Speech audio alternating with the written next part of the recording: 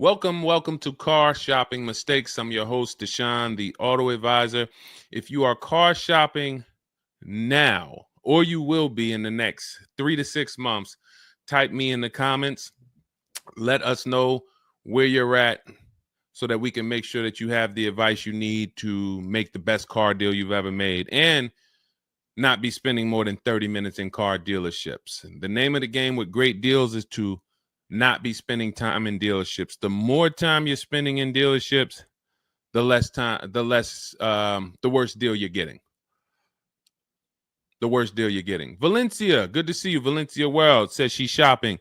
If you're shopping now or you will be in the next 3 to 6 months, type me in the comments and let me know. Now, for those of you who are not shopping right now, you still may hang around for the next hour, learn something, because you're going to see a lot of people ask questions that you will ask or you would have when you go start shopping. So what typically happens if you hang out here enough, somebody's going to ask the same question that you would have asked, and you can get your answers that way.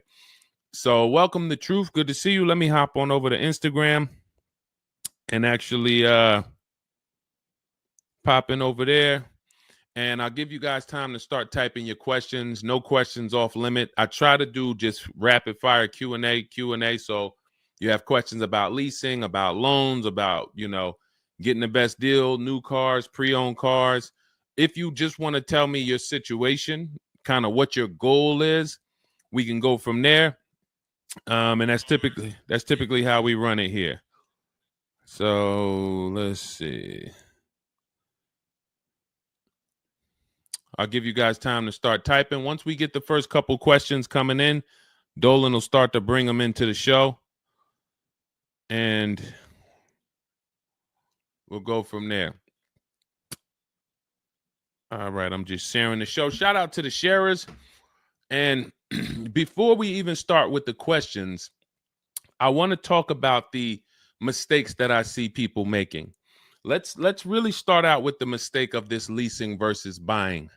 I'm so happy that over the last 3 years, who was taught never lease a car? You were taught or you heard never lease a car. I could not be more happy that we have been helping people get their first lease for the last 3 and 4 years. The financial advice we've been listening to concerning leasing has cost us thousands of dollars. I was going to lease a car next week. As long as you get 5 offers, cool money. As long as you get at least 5 offers, you're good. See, people are out there paying. There's a couple ways that you can get a car. You can buy it new, you can buy it pre-owned, or you can lease it new. When you lease a car, you're leasing it brand new. So if you look at the financial parameters, you ask yourself, if I buy a new car, how much will it cost me? Now, I want you to use this rule. Every $5,000 is about how much per month. This is not for the new people. If you're new here, type the number 1. Let me know you're new. You've never been on the show. I don't expect you to have the answer to this question. But if you've heard this before, then every $5,000 is about how much on a car payment. You may have seen this in my video. You might have seen this on a show. This is a principle we teach. I want you to lock this into your head forever. Let's see if anybody knows. Or we got a bunch of new people. Michelle's new. I see you. Cool Money's new. DJ Furious. Okay, I see you. Sandra Bonds on Facebook. You're new. Okay, a lot of new people checking in. We're live on YouTube, Facebook, Instagram, and TikTok. So if none of you know, I want you to remember this. Every $5,000 is about $100 per month. Good to see you, Digby, on TikTok. Every $5,000 is about $100 per month. So how do we turn that into a real budget? You look at a car, $30,000 divided by 5,000. You're going to see that's about 600. Well, that is 600. So when you see that a $30,000 car to purchase is $600, if you borrowed that money, now you know about how much that car is going to cost, about how much $600 a month will get you if you purchase. Now, if you lease, $600 a month, depending on the lease deal, could get you a $50,000 car. So we're driving. So if your budget is $600 per month, then you have a couple ways that you can get a car. You can go find a $30,000 new car, no money down. You're at about $600 on a 5-year loan. You can go find a $30,000 used car. You're about $600 on a 5-year loan. Now, for $30,000 used car, maybe it was like $45 when it was new. You get it for $30. Or you can get a $50,000, depending on the lease deal, brand new car that you lease. So let's drive this home. You have people pulling up in cars. They're all paying $600 a month. One of them is driving a brand new $30,000 car. They didn't put any money down. Another one is driving a $30,000 used car. They didn't put any money down. $30,000 car. Another one is driving a $50,000 brand new car. They didn't put any money down. Who's getting the most value? In the short term, it's the person driving the $50,000 new car. It's nothing you can say about that. It's no like, well, it depends. Nope. $50,000 brand new car, $30,000 brand new car, $30,000 used car. The person driving the $50,000 car at $600 a month is getting the most value, hands down. Now, in the long run, where do the people who buy win? That's where we talk about the 8-year rule. That's why if you're buying your cars and you're keeping it 8 years, you should be purchasing, not leasing. 8 years is when you win. So that's where I wanted to start at. Let's start, like, tear down this bad information you've heard and you've believed about leasing. And I see people asking, we got a lot of questions coming in. I see you, Jaguar Music, on Instagram. I see you, Cool Money. I see you, we got quite, I see, hold on. From what I can see, we got like 4 or 5 questions waiting. So Dolan, you could bring in the first one. Type your questions in, anything you want to ask. If you want to ask about leasing, I saw someone asked about bad credit. What about if I have bad credit? What about mileage with leasing? Just start typing those questions. We'll bring them all into the show and we'll get to them one by one. Is that true for someone that went into bankruptcy? Okay, so if you came out of bankruptcy, your goal should be to rebuild your credit as quick as possible. Right now, your credit's blank. You come out of bankruptcy, your credit's blank. You have nothing there, and that's a good thing and a bad thing. It's easy for you to build. I've seen people come out of a bankruptcy and literally they have a 700 score in 1 year. They're going to go get credit cards. Just like if you're 18. If you're 18, you go get credit cards, you don't use them. Pay $15 gas, or you don't have a car yet. You pay $15, $20 a month for something, pay it off. You're going to have a 700 credit score. The more you don't use your credit, the more credit they give you. So when they see that you have the credit, $500 credit card, $1,000 credit card, you're not using it, credit score is high because your utilization is low. So that's what you should be doing. You cannot come out of a bankruptcy, just wipe your credit, and then go into the dealership and be like, okay, now I can get a car. You have no credit history. So the first goal should be, let me rebuild my credit as quick as possible. And you can do this quick. Follow Shonda Martin. Some of you know Shonda Martin. She's on pretty much every platform we're on right now. And she's road to 750 plus. Now you got to let me know. Can you wait and build your credit for 3 to 6 months? Can you start to get some type of credit history? Or are you in need of a car right now? In which case you have to get a car with bad credit or no credit. Because if you don't have anything on your history, that's technically no credit, which is bad credit. So, okay, you need something ASAP. Okay, so what you should be doing, and again, if you don't have good credit right now, you should be buying the smallest car you can with the lowest payment. I got into the car business 2006. I was 22. I've been in and around the car business since then. So what is that? Almost 20 years now? The mistakes come from 2 things. You don't know what to do. A lot of the stuff I'm going to say, oh, I didn't know I could sell a lease, Deshone. Oh, I didn't even know I could sell a car if I don't have the title. It's not paid off yet. I thought I had to pay it off to sell it. Deshone, I didn't know every dealer, every, Toyota dealer has a different price. I thought they were all the same price, like the Apple store. All of that is you didn't know. Oh, I didn't know about leasing. I thought it was this. I thought it was that. I had misconceptions. All of this stuff has cost you thousands of dollars. That's you not knowing. The other problem is you know and you don't do, because now I'm going to make sure you know. So once you know, it's your obligation, or it's up to you if you're going to do. So if I have bad credit, I'm looking to rebuild my credit. I need a car right now.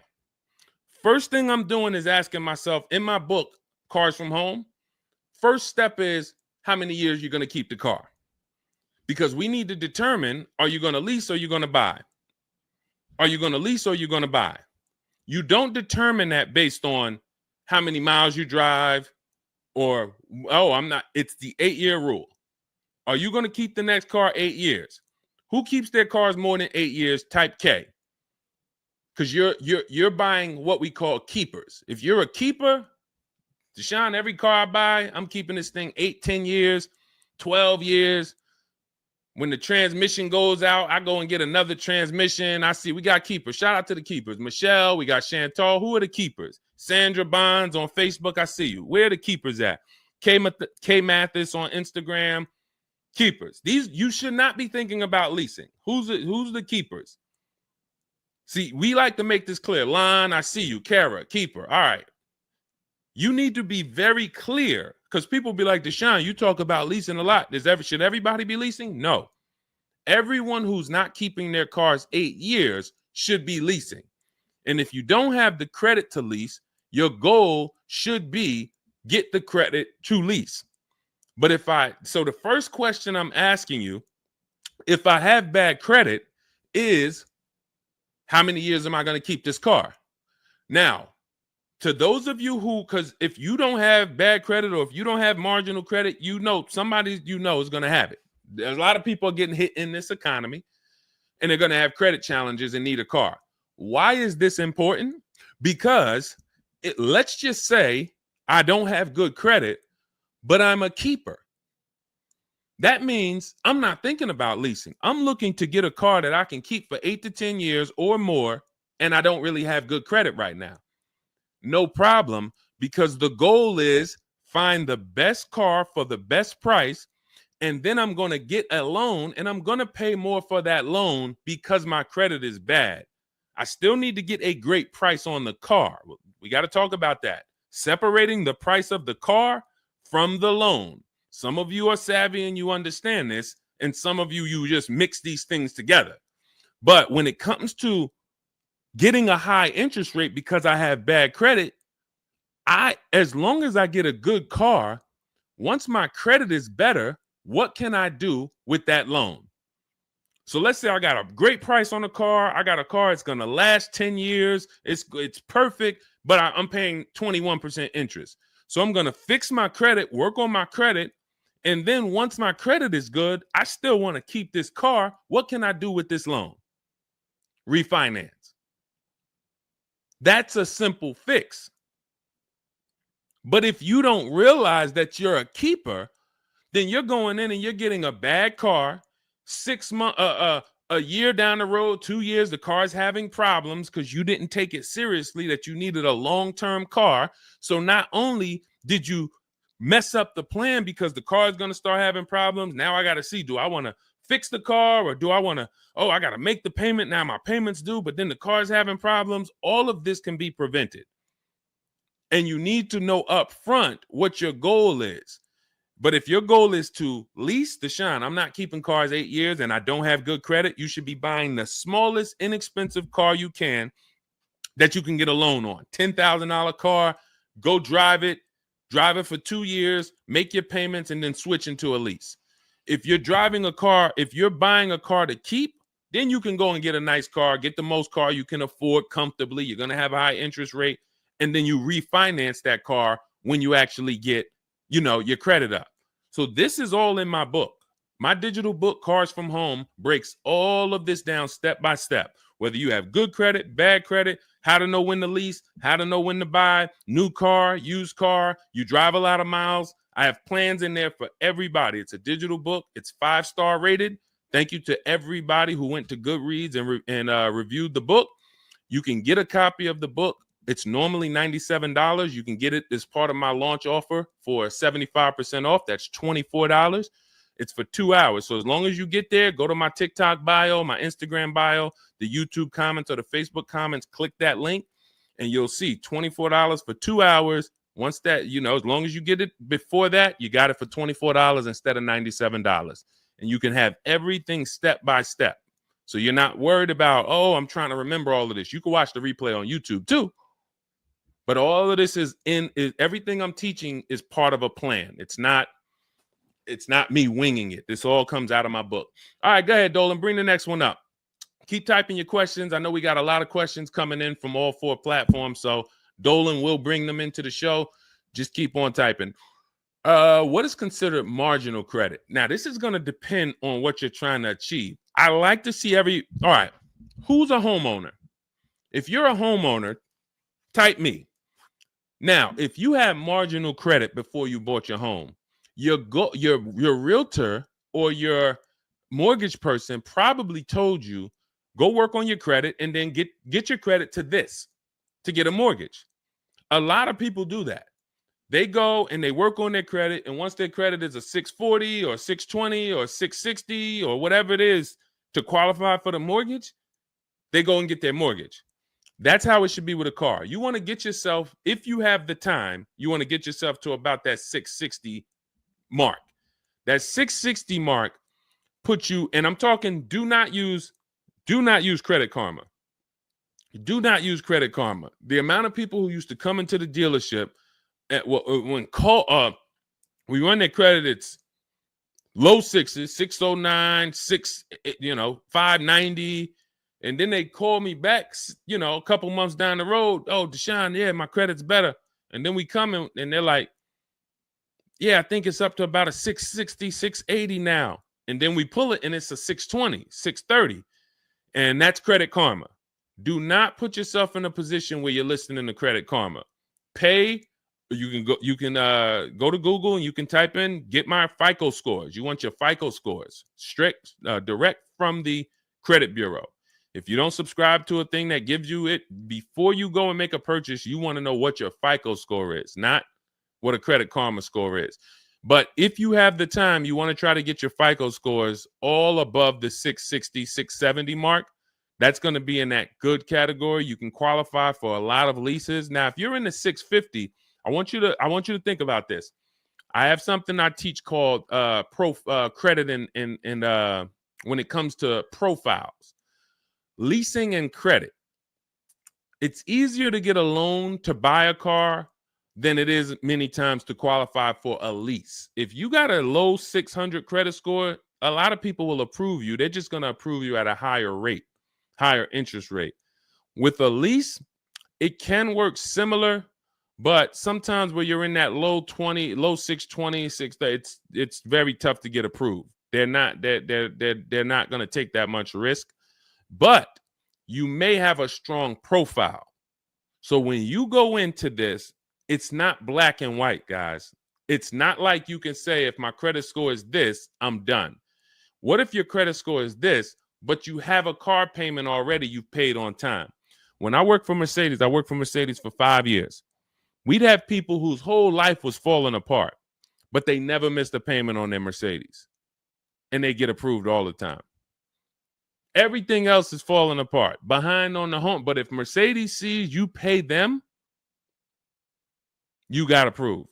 So what I say is a current car. That's why those of you, if you're building to get a lease, if you're building to get a better car, pay that car on time that you have now.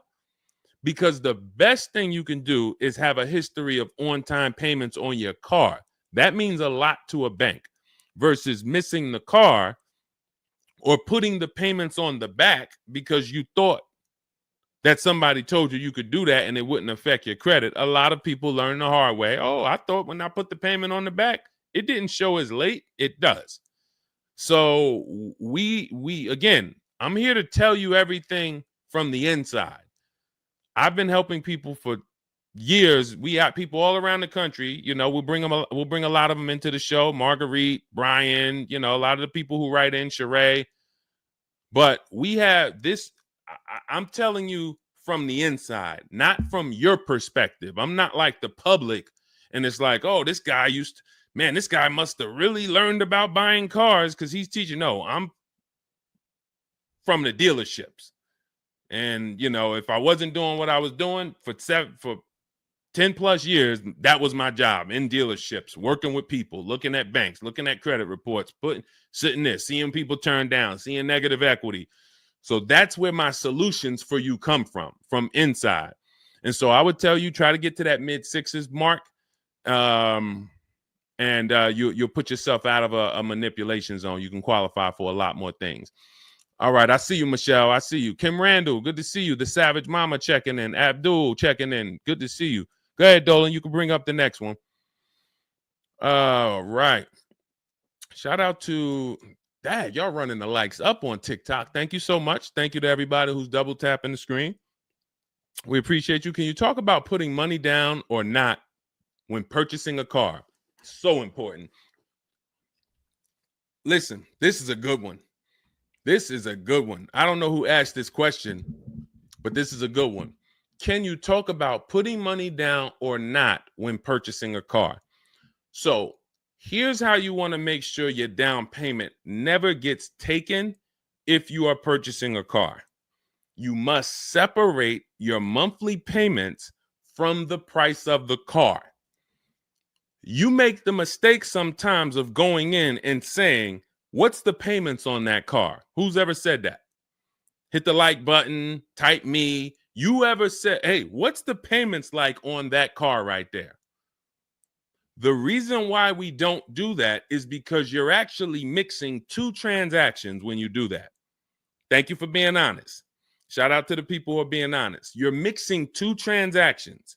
You're looking at the price of the car and you're looking at the loan details, which equate to your monthly payment. See, if you pay cash for cars, then you understand you don't care about the payments. You go in, you're trying to find out the out the door price. What is my out the door price from the car for this car? If you're doing it our way, you're doing this from home. Bunch of dealers submitting offers to you. They're out the door offers for this car to your email, bidding war.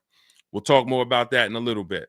That's the cars from home way. But once you get the out the door price, you then say, all right, that car that I want, $32,000, including all my tax, all my fees, $32,000. I pull up my auto loan calculator. How much is $32,000 on a car payment? Well, 5 years might be around $620 a month. 6 years might be around $550 a month. Okay. Do I want my payment to be that high? If I could afford that payment, do I want my payment to be that high? You see how we've separated the price of the car from our loan and our monthly payments. This has nothing to do, and this is what we call the 3 pillars of great car deals. 3 pillars. You cannot get a great car deal if you're mixing these 3 pillars. First one, who I buy my car from. Second, who I get my loan from. Third, who I give my old car to and sell it to. That's why we don't say trade here. That's a curse word. Forgive me if I even saying it. And if, we get some questions about trade-ins, we'll explain why we don't trade cars. So we have to separate these and bid out each one. You have so many online tools at your disposal that you just don't know how to use yet when it comes to your cars. You know how to use Amazon to go buy a TV. You know how to get a subscription to YouTube. You got a ton of online tools you know how to use. Shazam, what's that song? Shazam it. But the online tools about car buying, you just don't know how to use them. That's where I come in. Our entire system is showing you websites that do this, tools that do that, And so we can make sure that we're getting the best deal. So the only way you're going to make sure you never lose your down payment is you have to separate the monthly payments from the price of the car. If you go in and say, hey, how much is that payment? The car salesman says, well, how much can you put down? Well, I don't really want to put any money down. Well, all right. If I had to, I guess I could put down like 3, 4 max though. But I'm trying to be at like $600 a month. You're working your loan out with them. That's a loan. And let me tell you how. Let me show you why you can know you shouldn't be mixing these transactions. There's big money in all of them. There's a ton of people who want to sell you a car. There's a ton of people who want to give you a loan. They don't sell cars. Let me say that one again. There's a ton of people who want to give you a loan. They don't sell cars. They want to compete for your loan. That should tell you there's a lot of money in the loan business. Then there's a ton of people who want to buy your car from you. Your car you have now.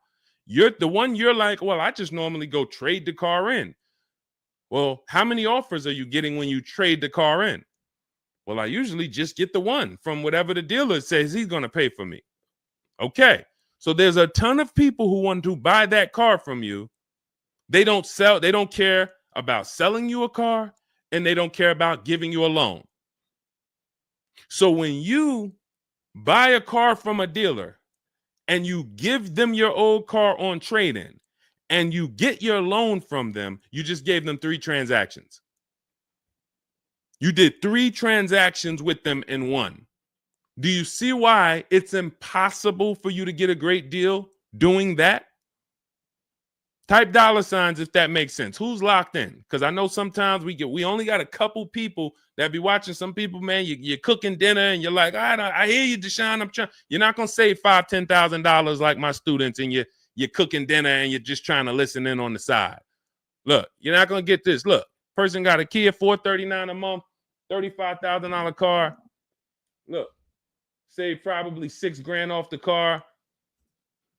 Melissa, $12,000 that she got from Carvana. Let me just read something from people who are locked in, so you can, maybe this will inspire you to get locked in. All right, this is Melissa. 4 days of leasing like a boss. That's our system we follow for getting our leases. Started with a Kia Telluride as first choice. Quotes for 36 months, 15,000 miles a year. Ranged from 642 to 653. Went to a Honda Pilot. Ended up getting quotes as choice B from 616 to 713 after contacting every dealer in North Carolina. She did this from home, right from home.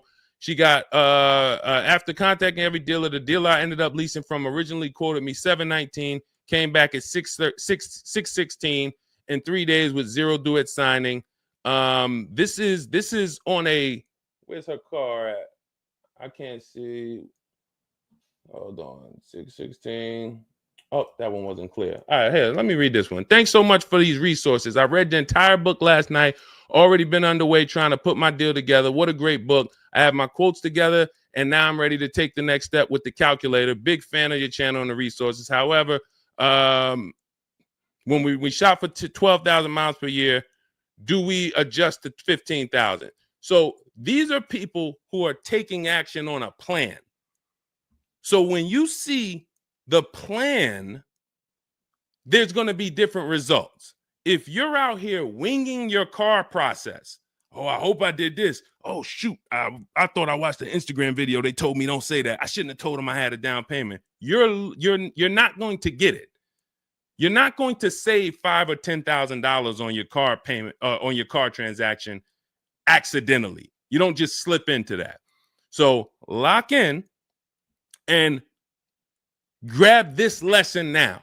I need to separate my transactions. Who I buy my car from is one transaction. I'm going to bid it out. I'm going to give a bunch of people an opportunity to sell me this car. If I'm looking at a used Toyota Camry, I want to see every Toyota Camry within 150 miles, and I'm going to narrow it down, and I'm going to pick the best one, independent of my loan. My loan is a whole nother story, because when I shop for my loan, I'm going to do the bank bidding war where I can have multiple people. I don't even want to mention that without telling you about it, because it's like, whoa, what's the bank bidding war, Deshone? Okay, so you can have multiple banks and credit unions compete for your interest rate in a small period of time, and it's going to weigh on your credit score like one hard inquiry.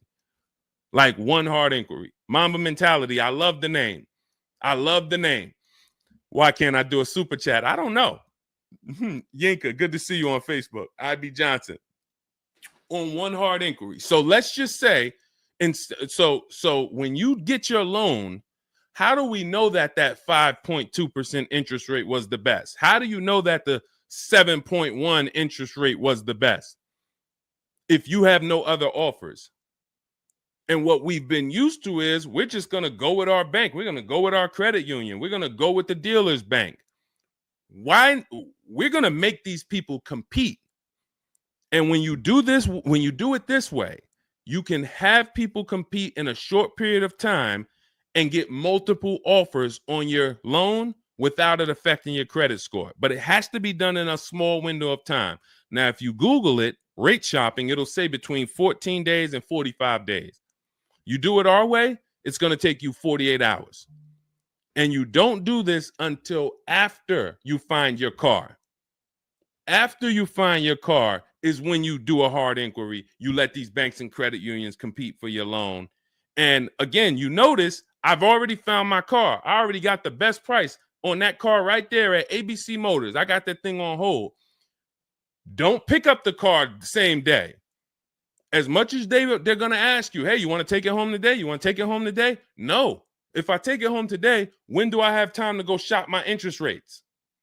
I'm not taking it home today, but let me get my buyer's order with my numbers on it. Let me go home and let me actually do my shopping for my loan and my interest from home. And then if you can actually beat that rate, it's a competition.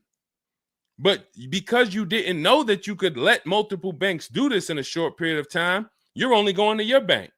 You coming back with a 6.49. Well, I guess that's good. What if somebody could get you a 5.49? Do you know how much a difference between a 5.49 and a 6.49 is on a loan? Could be $1,200. This is why we're getting all the money. So again, all of this is in my book, digital book, Cars from Home. You don't have to wait for it to come in the mail.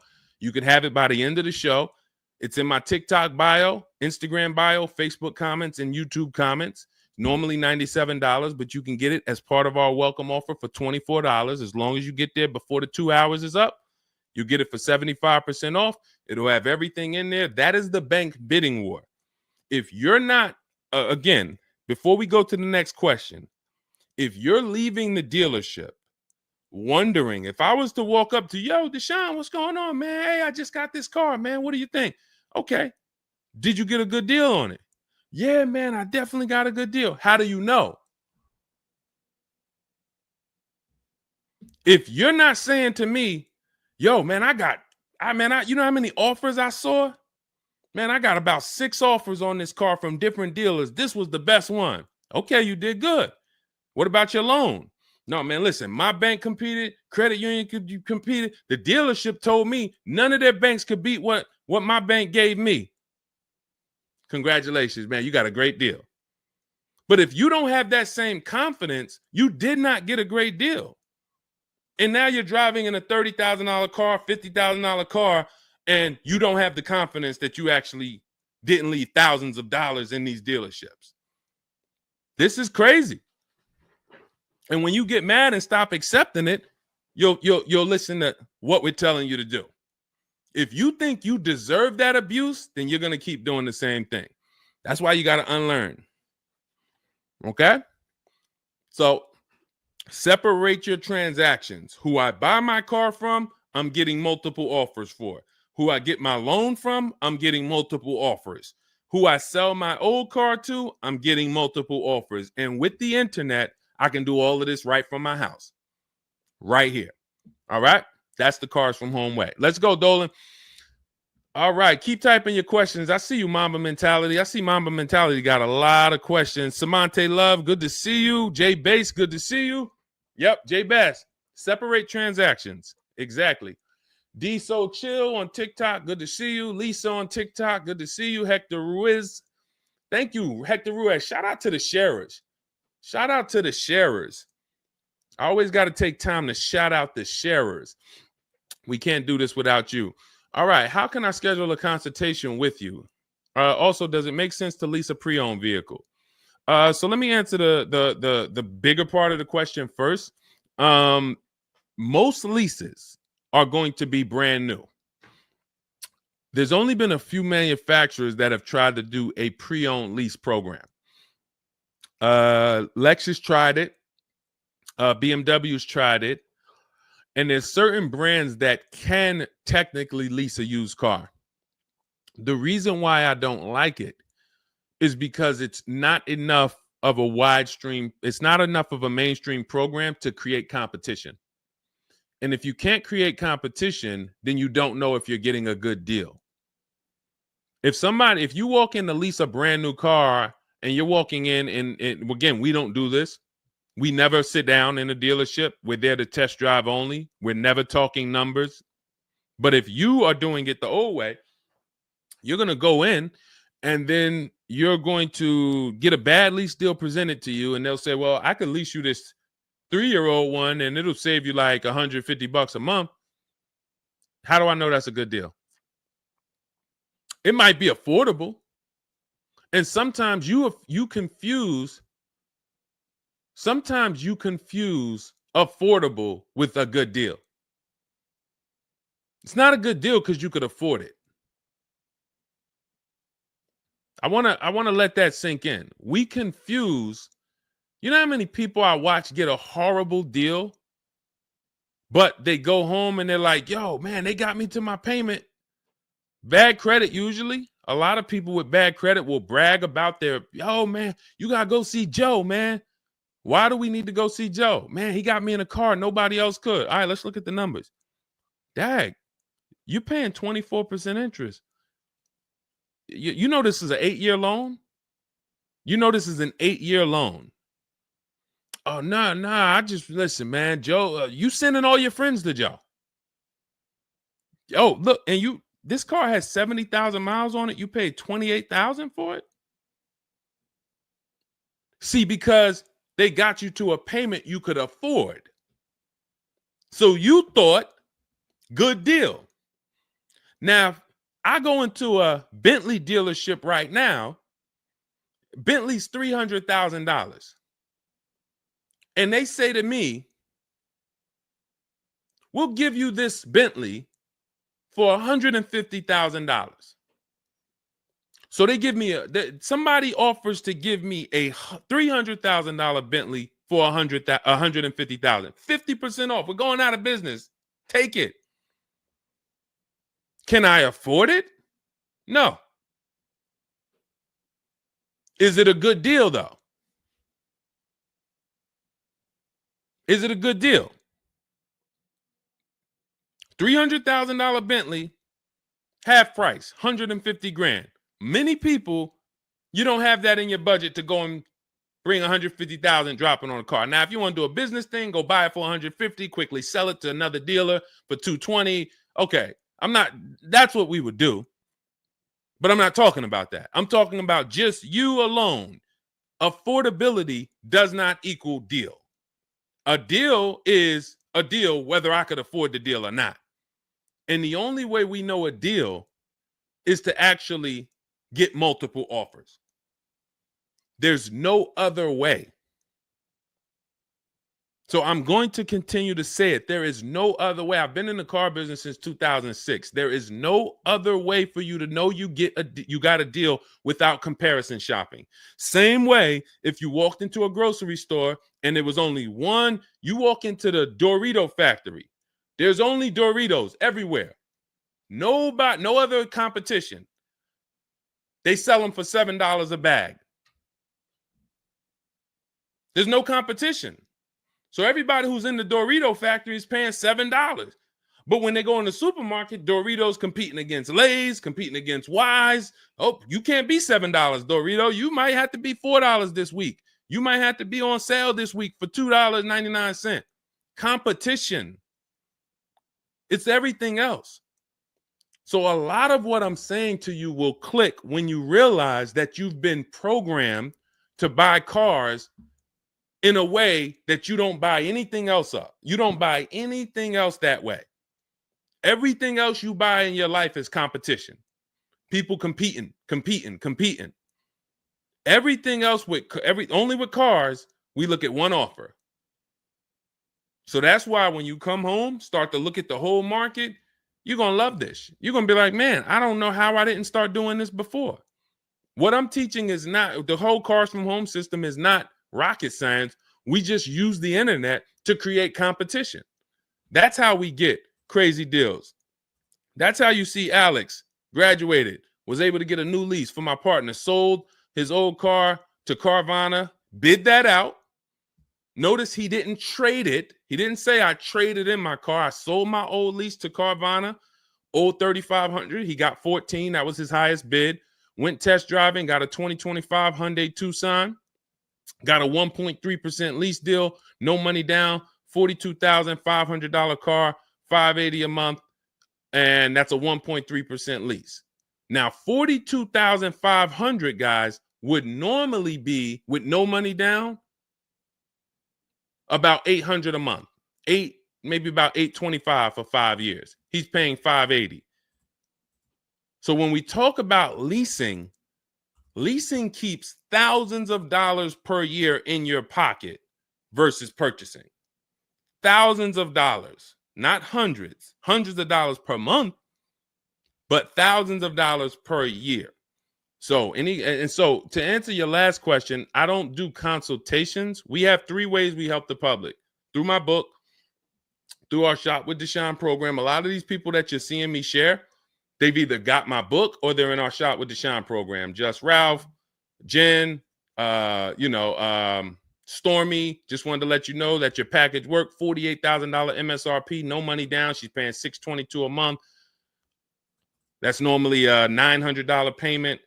Marie, some of you know Marie from some of our other shows. We talked about her. Just wanted to reach out. Thank you. She used the book, saved over $13,000 off of her Mercedes, got her payment to be hundreds lower per month, maintenance included. Just wanted to say thank you. She got a 2025 GLC Coupe. Some people have this same car. You're looking at this car. You're like, hold on, Deshone, I got that same car. Did you get $13,000 off? Did you get $13,000 off? This is when we got to say to ourselves, whoa, what's happening that Marie got $13,000 off? I thought I did okay. I got $4,000 off.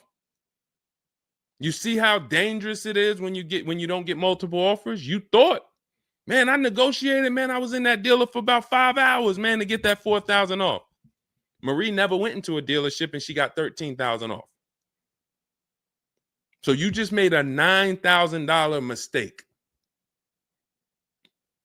So you could either change your behavior, go grab my digital book, Cars from Home, learn the same thing, use the same strategy step by step that Marie just used, and you could eliminate you making these types of mistakes, or you can continue to do what the car business wants you to do. So in my digital book, you have everything. That's why it's called 7 Steps to Saving Time, Money, and Avoiding Dealerships. It's in my TikTok bio, my Instagram bio, YouTube comments, Facebook comments. You can get 75% off for the next 2 hours. So you won't pay the normal $97. You get it for $24 if you get there before the welcome offer expires. And that's a digital book. It'll be in your inbox by the time we end the show. You'll have all these strategies to use for you, your family, your spouse, your kids, to make sure every transaction you're winning. You're leaving no money on the table. All right. So yes, I don't do, and you'll see in our Cars from Home toolkit in my bio, we do have a program where we shop for people around the country. In fact, before we go to the next question, let me show you what you'll be able to do. But in our case, we do this for our clients. So you get in where you fit in. I don't tell you, it's like if I put a buffet in front of you, everything gets you full. You get the book, you're there. You come into Shop with Deshone, we do it together. You watch our video checklist. You have coaching calls, we have Zoom calls, we have a private Facebook group. You get to your goal. Or you can, if you qualify, you got to have the credit. You got to be shopping for a new car. You can look into our Done For You program. You can book a call with our team. But here's an example of how big of a margin these offers. I want to show you the difference between some offers here, because some of you don't really see it. Hold on. I got to label these better for our next show. Okay, here's an example. So we can see here for this particular car, the payments ran, all of the car itself is $64,000. We're shopping for a Genesis. This particular month on this particular car, the payments range. Y'all ready? We got 6 offers on this car. The payments range from, well, I'm just reading them to you. $973, $899, $1,102, $1,066, $921, $913. Now this is initial payments. Why is there a $200 difference in these initial payments? This is why you never want to take people's first offer, because the initial payments are going to be high. But even in the initial negotiations, why is it, Deshone? Wait, all of these cars are the same price. Why is one dealer at $1,050 and another dealer is at $899? Because they're criminals. So what do you think you're doing if you just walk into a dealership and say, let me give this dealer a shot at negotiating? If you're negotiating with the dealer that's at $1,050 or $950 or $975, where are you going? And the goal is to have that dealer. This is why when these dealers come, when they come down $100, you think, oh, I had to win. Man, they just came down $100 per month. They started out, they were at $590, and now we're at $490. This has to be a good deal. Well, how do we know that they weren't supposed to start at $490 and end up at $390? If this is clicking for you, type a $, because this is clicking for some of you. Those of you who are locked in, this is why it has to be a mentality change. I'm pulling back the curtain so you can see that, Deshone, it's been feeling like when I go to buy a car, it's a mental game. I drive off and I'm kind of happy, but then I don't really have the peace. I don't really feel like I did good. I'm kind of hoping I did okay, right? That's you, right? So I'm telling you that your gut has not been lying to you. I see you, P. Honda Fundamental Salon. Good to see you. Got my book. Use it. Use it and win. So your gut is not lying to you. I'm just the one from the inside coming to tell you that you closing your eyes and hoping things go well is not working. It's not going well for you.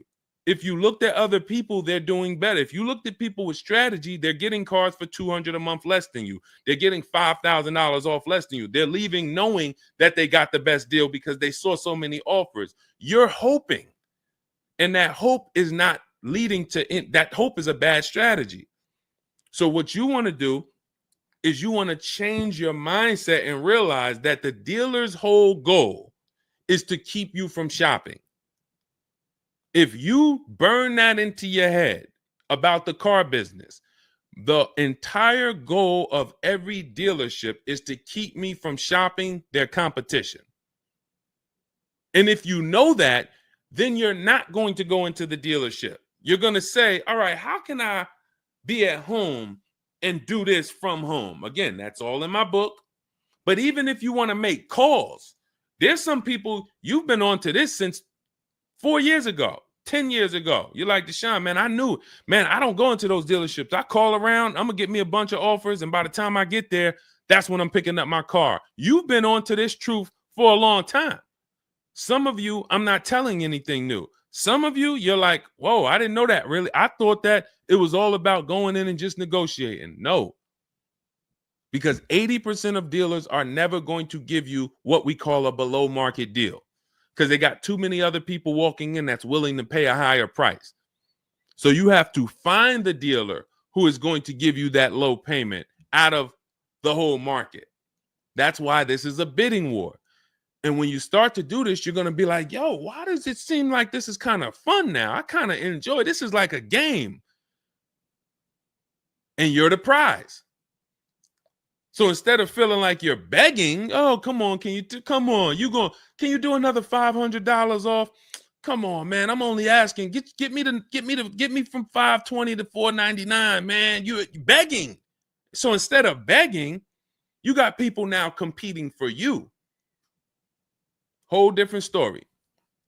That's what we want. That's the transformation we want for you today. All right, let's go.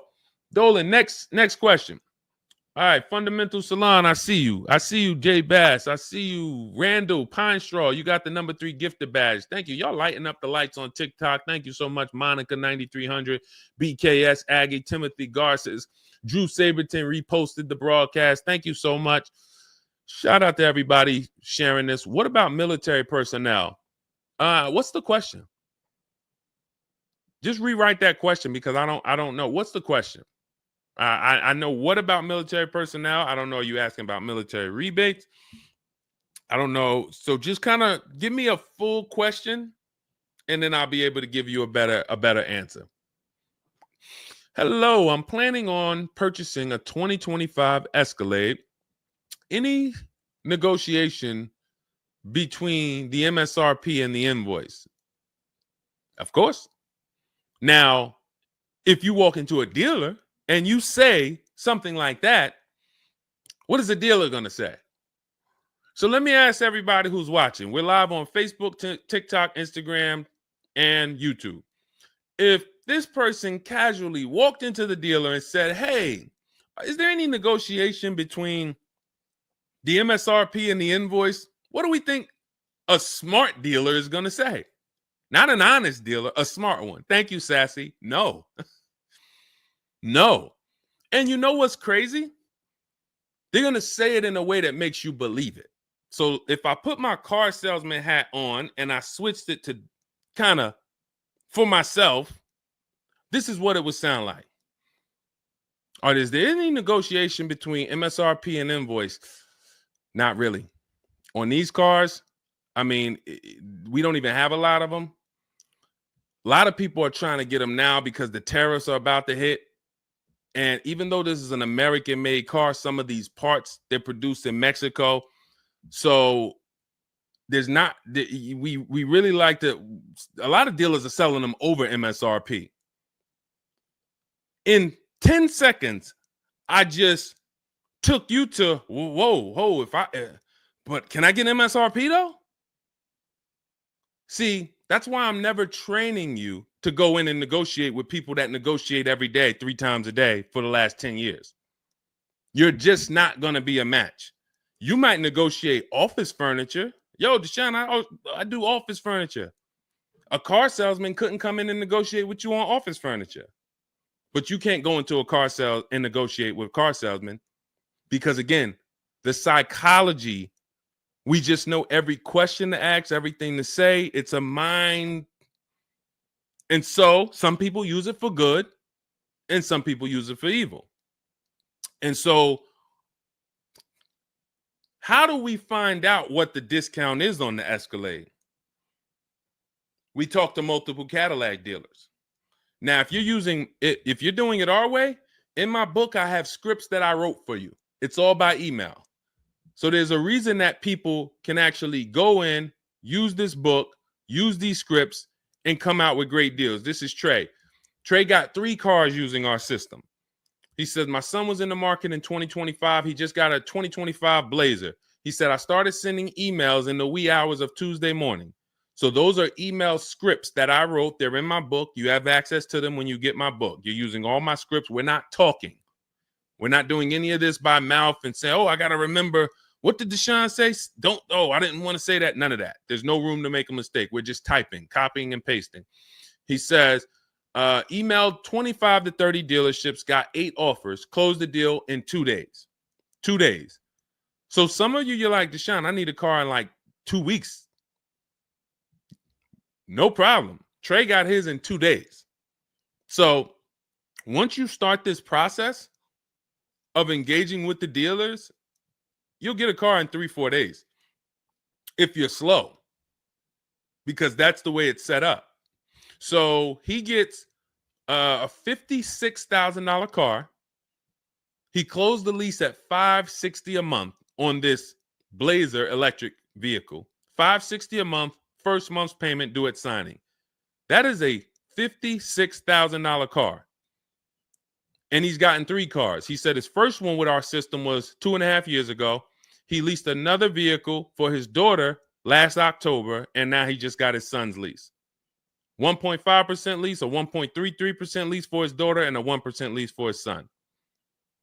So if you're doing it our way, you're sitting at home, you're getting multiple Cadillac dealers to compete by email, and then you're going to see, oh, this one's going to take off $2,000. This one's going to take off $5,000. These 4 are taking off nothing. This one, he's charging $3,000 over the list price. Oh, here's the winner. They're taking off $5,000. That's the best offer. Now, sometimes you get a deal like Sean, and we never know when the bottom is. Or let's take this Genesis. Perfect example. This is a 2025 Genesis GV80. As you can see right here in writing, if you're on TikTok, you can't see, but if you're on Facebook, YouTube, or Instagram, you can see. You can see, let me just take that comment down real quick, Dolan, so I can show the discount at the bottom of that sheet, please. Just snatch that just for 1 second. Look at that. $8,469 off retail price. Brand new 2025. Okay, you could put it back up, Dolan. Thank you. So when you look at that, this is the lowest offer of multiple offers. Maybe $8,500 is the best discount on this particular vehicle. But when we go to Sean, let's go to Sean. F-150 Lightning, XLT, $73,000 vehicle. What's his discount? $21,000. Look at the dealer discount and look at the rebates. And every dealer is not going to tell you the rebates. Some dealers will not be honest with you about the rebates. They'll hold some of them or they'll hold all of them. When he got all his offers, he saved $21,000 off the price of the car. So how do we determine, to answer your question about the Cadillac Escalade, what's the discount between MSRP and invoice? We don't know. Could be the best discount could be $3,000. The best discount could be $5,000, could be $10,000, $12,000. We don't know. And because you don't know, you cannot negotiate. If you knew that the best discount you could get on a Cadillac Escalade was $8,000, you knew that, then it would be easy to negotiate. I'm just going to go on. All right, man, come on. You're at $6,000. Nah, man, I want another $1,000 at least. I'll let you keep the last $1,000, but you got to get me to $7,000 because you know the bottom, $8,000. No car that we go in to get do we ever know what the bottom is. So what you're doing is you're feeling for the bottom. But if Sean thought $10,000 off was the bottom for his F-150 Lightning, then he wouldn't have got $21,000 off. That's the danger. So when I say to you, you're leaving $3,000, $5,000, $7,000 on the table, you can't say to me, Deshone, no, I'm not. Because I get so many offers, man. I know I'm not leaving money on the table. You don't know you're leaving money on the table. I got $8,000 off my Infiniti truck I got when I leased it. How do I know that was the best offer? Because I had 7 other offers. I had 7 other offers of Infiniti dealers that I went back and forth with by email. This one giving me $3,000 off. This one $4,000. This one $6,000. This one $6,000. This one we'll do $8,000 off. You got it. You won. Took me 60 minutes. This is where I want you to get new cars, used cars. You're making your deals from home. You're the prize. You're going into the dealership to pick up your car, man. They like, man, you sell cars? How'd you was like quick, man, that you kind of knew what this was quick. Car salesmen going to love you because you didn't waste their time. You didn't tie up 8 hours of their time. They're making deals with you in 20 minutes, 30 minutes. It's great for everybody, but it's mainly great for you. That's what we want. Okay, all of this is in my digital book, Cars from Home, 7 Steps to Saving Time, Money, and Avoiding Dealerships. It's not a mail book. It's a book. You can have it in your inbox in the next 5 minutes. Normally $97, but it's part of our welcome offer. You can go to my TikTok bio, Instagram bio, click those links. You can go to the Facebook comments or the YouTube comments. Dolan has a link for you guys. You get 75% off. That's $24, but it's only for 2 hours. Now, if you visited earlier, some of you, I did a show, my last show, you might have visited the link and you missed the countdown. You'll see it's gone.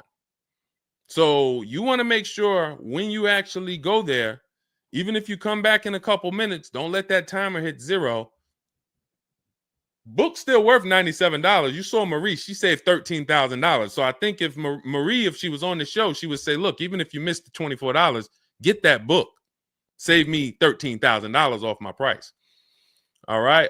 Corey Duncan, I'm just catching your comment on TikTok. Look, it works, y'all. I promise. Leased a car back in April after using his book. Got the best deal.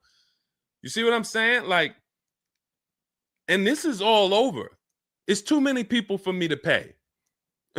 When I tell y'all, like, it's too many people. I pride myself on not can Deshone get great deals. Obviously, you guys know if I could sit on here and answer your questions for an hour and a half, clearly I've been in the car business since 2006. Clearly, Deshone can get great deals. But can other people? That's why I'm showing you other people. That's why I'm showing you Benita. That's why I'm showing you Kimberly got 20 grand off her Maserati when she got it. Zafrina got 2 cars. She got a car last year, got her Jeep Grand Cherokee, $66,000 car. She got it for $579 a month. And then she just got another car that she posted 2026. Not even a 2025. 2026s. It ain't even out yet. She got a Kia or just came out recently. Kia EV6, $76,000 vehicle. She got it for $742 a month. She leased it. Now let me just do some math for you real quick on how crazy a deal that is that Zafrina got on her second car. The first one's crazy too. They're both crazy. But let me just, here's how we judge a lease. We judge a lease by how much we're paying and how much car we get to drive for that payment. So the reason I created the 1.5% rule is for you to know you're paying too much money for a car you're giving back. The 1.5% rule tells us if we divide the monthly payment into the MSRP with no money down, it creates a percentage. And if that percentage is over 1.5 for 12,000 miles per year, we're paying too much. It's no value there. It's a bad value lease. Let's look at Zafrina's deal that she just got. She's paying $742 a month, and she got a $76,000 car. So let's say, go into our calculator, $742 a month, 36 months. That equals $26,700. That includes taxes, everything. That is how much she's giving them for 3 years to drive this car. $26,700. It's a $76,000 car. You don't have to be a mathematician to know that if you walked into a showroom and you saw a $76,000 car, once taxes and fees and everything were on top, it's over 80 grand. And you could drive that car for 3 years for $26,000 and you give it back to them, we can imagine how much value that is. So that's how we judge a lease. And the more I pay, the more I have to look at, okay, is this a good lease deal? Is it a great lease deal? Is it a steal? Zafrina got a steal. Anything 1% or lower, it's a steal. From 1% to 1.5%, that's a good deal. Well, let's say from 1% to 1.25, great deal, great value. And then from 1.25 to 1.5, good lease deal. So it's good, great, and a steal. Any of those is good. It depends on the vehicle, and it depends on how well you get offers, because different vehicles have different lease programs. But once we get, you don't walk into a dealership and say, hey, get me the 1.25 or get me the one. You don't do that. You got to see what the best offer gets you. But this is where you want to be at. Empowered shopping. Okay. Thanks, Randall. I'm working on my lease deal now from the book. Way to go.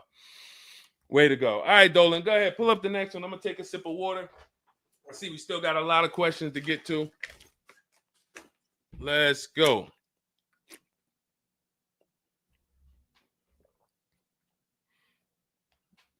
Mark is me. Good to see you on Instagram.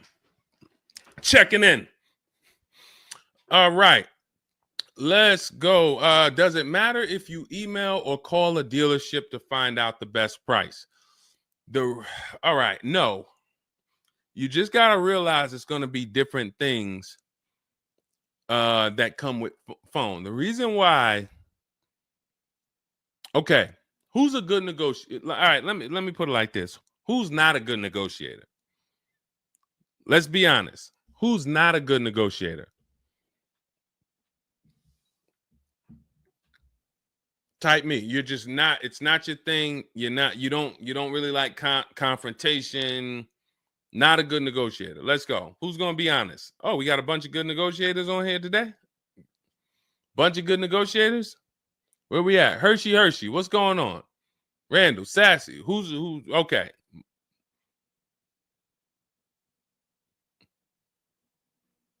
Okay. Couple people that want to be honest. Everyone else is a great negotiator. You need that to get on the phone. In order to get on the phone, you need to be a good negotiator. You need to be quick with your words. You need to be, and that's what's going to happen when you're calling to get deals. Now, if you're calling to get deals, you just need to be able to know exactly what information to give and what information not to give. So let's just say you call in and you're trying to get an offer, and somebody says, "Hey, wait, I need your credit." Okay, are you gonna say, "Well, no, actually, the people who I've been working with, they haven't been asking for credit. Just assume tier 1," or are you gonna, fumble through that? And if you so this is what you're going to get. That's why I say if you're calling, you could try asking for sales managers. But the reason why email far exceeds getting the offers by phone. Now, look, getting the offers by phone is way better than walking in. But if you get the offers by phone, you still have to you have to try to lock down who the good dealer is, because you're not going to really have anything in writing. And that could be a problem. That could be a problem, because whenever you're going in and you're thinking this, that's why everything we do is from home. Your credit app is done from home. If I'm talking to somebody on the phone and I feel like I done talked to maybe 8 dealers, I got 5 offers, and one guy, Matt over at, that dealership it feel like he's being honest. He's giving me the offer. He told me this is what your payment's going to be. It includes taxes. It includes everything. Or this is what I'll sell you the car for out the door. Okay, I'm doing the credit app online because I want all of that firmed up before I get there. I have a video we're going to put out soon about a dealer who we just experienced this shopping for a client, where the dealer put something in writing. And then when we did the credit app, or the client did the credit app, changed the offer. So when they changed the offer, that means they didn't want to do that offer to begin with. Oh, no, they didn't change the offer. They said the car was sold.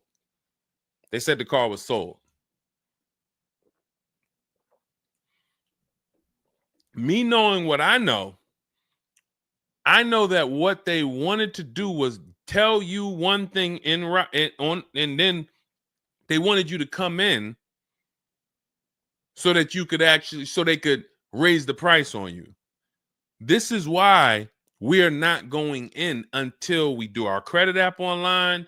And when I tell you we are doing everything from home, except the test drive, we are doing everything from home.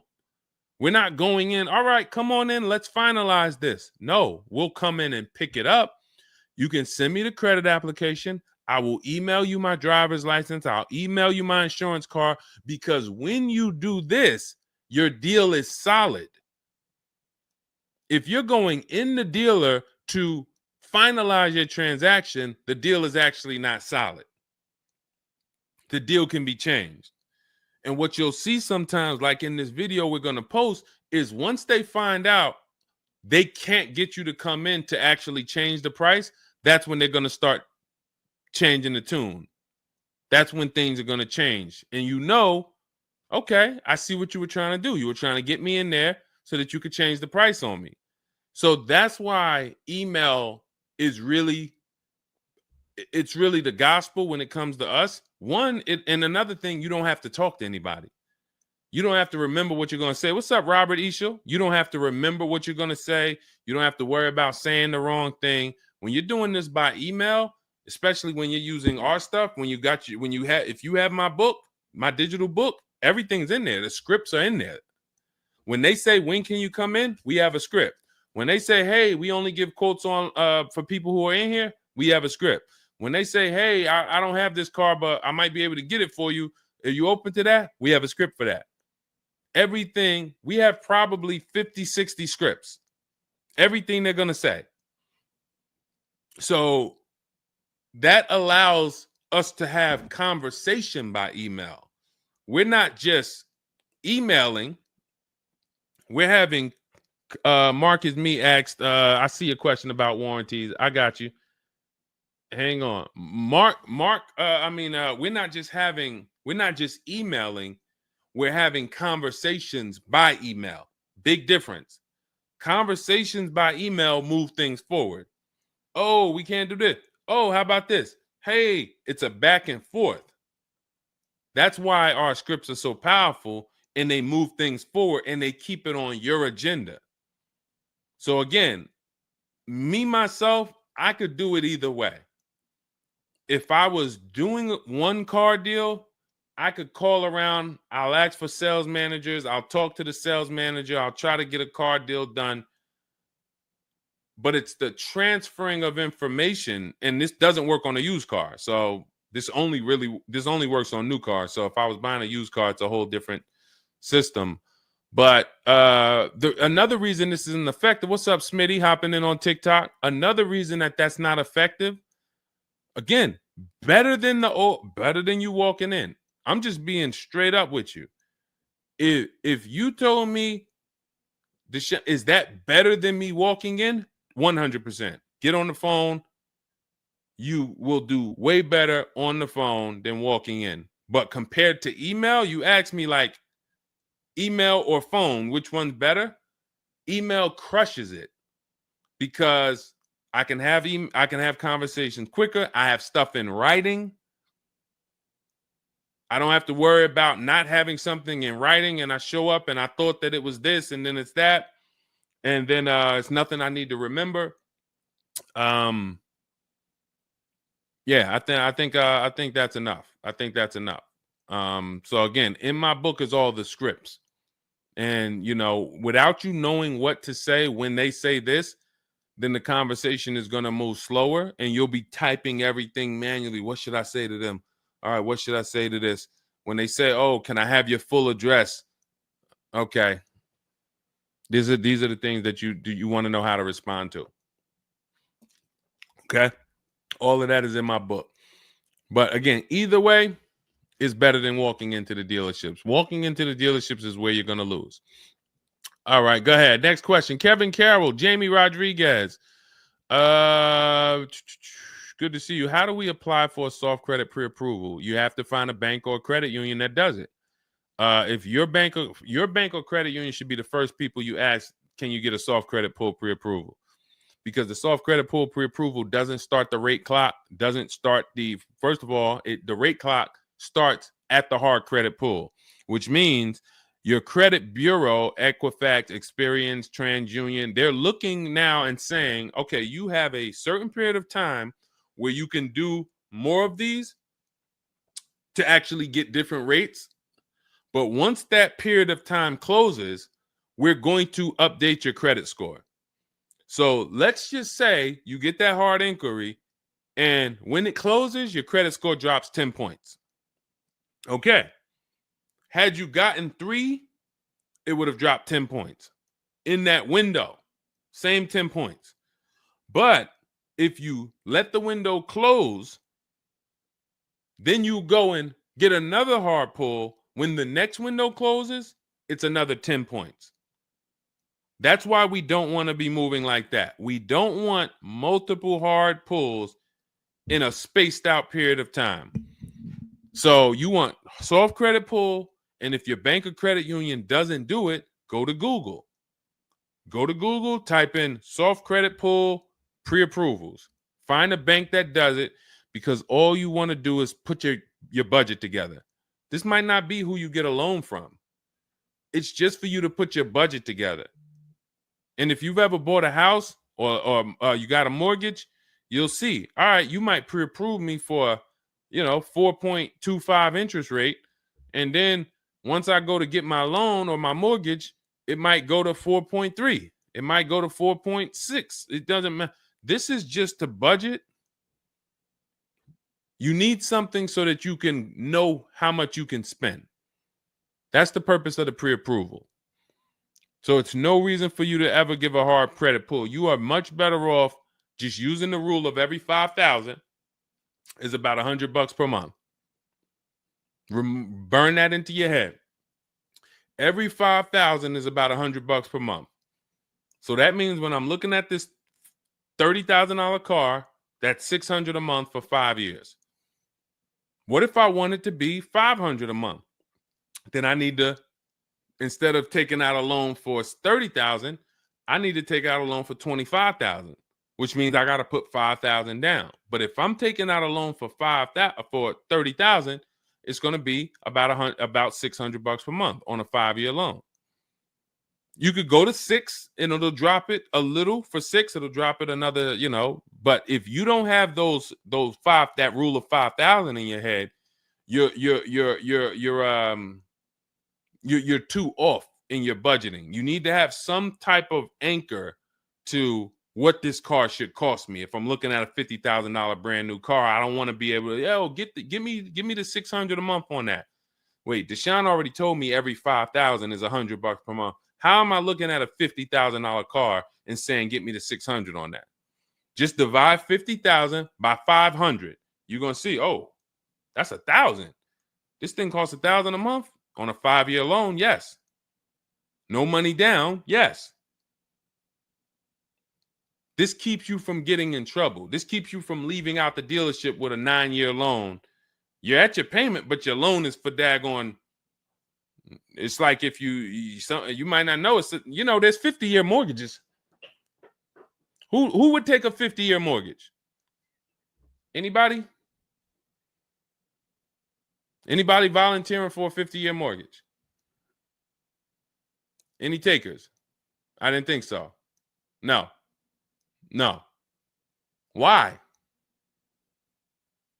If you went into a house, $500,000 house, and they said your payment is this for 30 years, but if you take a 50-year mortgage, it drops to this. Nobody on here would be like, okay, yeah, give me the 50-year mortgage. They're available because we've learned that 30 years is the longest you would take a mortgage. And that needs to be 72 months with cars. That's why I tell you 72 months should be the longest you ever consider for a car loan. And if you go in with these parameters, nobody can take advantage of you. All right. All right, let's go. We'll wrap in a car. We're almost done. I say let's go. I see we got maybe one or two more questions. We'll see. For lease, I can only go through the dealership finance department. We'll bring that one in next. I see you. I see you on TikTok. Anita, I see you. What's going on? Warranty extensions worth it? Oh, you mean extended warranties? Okay. Are extended warranties worth it? Depends on the car. If you with warranties, you're asking yourself, what's the odds that things are going to break on this car? And then how expensive are they to fix? And this is why when we get cars, we do something in step 4 of my book. There's a 5-minute process we do. It's a Google check where we check reliability. Every car you look at, you should be typing into Google 2025 this reliability. If you're buying a used car, you should be typing in 2023 Kia K5 reliability. And then you skim those articles. Thank you, Renee Cunningham. You skim those articles, and then you see, what are the third parties saying about this car? Are they saying the reliability is less than normal or less than average? There's tons of people who were in love with a car, and then they do this 5-minute exercise and they see owners are reporting electrical issues with the car, software problems with the car. Owners are complaining about the infotainment system in the car. So this is this is what we call bad DNA. This is not something that when we buy used cars, you'll see in my book and you'll hear me talk about on the show. We screen down used cars with title history, service records, accident history. That's how we make sure it's a quality used car. Title, service records, accident history. But you could put all those things together, and if you got a car with bad DNA, it has electrical problems, none of that will fix it. So, Deshone, I did that whole search you told me, man. I did everything. I narrowed it down. I got a good car. I got the best price. But, man, the car is giving me problems. You skipped step 4. You didn't do that Google search I told you to do, right? No, I didn't, man. I didn't do it, man. I skipped that. That right there, now you got a great deal on a bad car. So the things I'm telling you to do take 5 minutes. Nothing that I have talked about on this stream takes 2 hours or 1 hour or 45 minutes. Shoot, I have my car in 60 minutes. I do the whole process in 60 minutes. So not one thing I have told you takes more than 15 to 20 minutes at a time. So this is a 5-minute exercise concerning this question somebody asks, are extended warranties worth it? So extended warranties cannot fix a car with bad DNA. You want to skip that. So once you find out, okay, I got a car. For example, there's certain Nissans, when you pull them up, you do you're going to type in the year, the make, the model, longevity. Going back to the keepers. Everybody who answered earlier, they're a keeper. You buy your cars, you keep them more than 8 years, type K for keeper. You don't lease. I don't want you thinking about leasing. But if you're keeping, you need to think about warranties. Just like people who lease don't need to think about warranties for the most part, unless they're a high mileage driver, they're getting a high mileage lease, they're not thinking about warranties. So if you're a keeper, you're thinking about warranty, which means you need to look at longevity. There are certain cars you're going to type in, do this exercise, type in the year, make, model, and the word longevity to Google, and you're going to see this car, owners report transmission problems between 90 and 110,000 miles. There's nothing you can do to change that car's DNA. Nothing. So yes, you can get one with good service records, good accident history, good title history. Nothing you can do to change the fact that that car has transmission problems from 90 to 110,000 miles. So once you do that exercise, that quick 5-minute check, then we can look at what's the cost of repairs on this car? Is it a Mercedes where when something breaks, it's $2,000? If it's a Mercedes and something breaks, and you can keep typing your questions. If you have a question on TikTok, nothing's off limits. So we got time for a few more questions, but you got to type them in for us to bring them into the show. So are we, once you know what cars, like give you an example, you got a Honda, you got certain cars, they're very inexpensive. Something breaks on the car, the parts are cheap, inexpensive. These are the cars where you don't need extended warranties as much as you need a car when you look at a car that has high cost of repairs. So what should you be typing in for the car you want? Cost of repairs. If you're looking at a Volvo XC90, Volvo XC90 repair cost. Where does it fall? You're probably going to land on an article that shows you the rankings of cars repair costs. If you see that Volvo and Cadillac and Mercedes and all Range Rover, Land Rover, they're up here, then you need an extended warranty. Because when one thing breaks, if you got a $3,500 warranty, it might pay for the whole warranty. One thing. But if you're looking at a car and it's very low, Mazda or Honda or Toyota or very low cost of repair, then maybe you save the $3,000 and you don't get an extended warranty. You just put that money to the side. So it's going to depend on the car. When I worked for Mercedes, if somebody was buying a Mercedes, I told them, go in there, finance department, buy as much warranty as you can afford. That was my words all the time. Buy as much warranty as you can afford. IDK, following your book to secure a lease. How do I get it without putting money down? We don't shop with money down. So you haven't gotten to that section yet. I'm glad you have the book, IDK, but there's no scenario when you're using our templates and scripts where we shop for with money down. In step 3 of the book, which is deal-focused budgeting, I explain how down payments come in, and I explain the risk of down payments.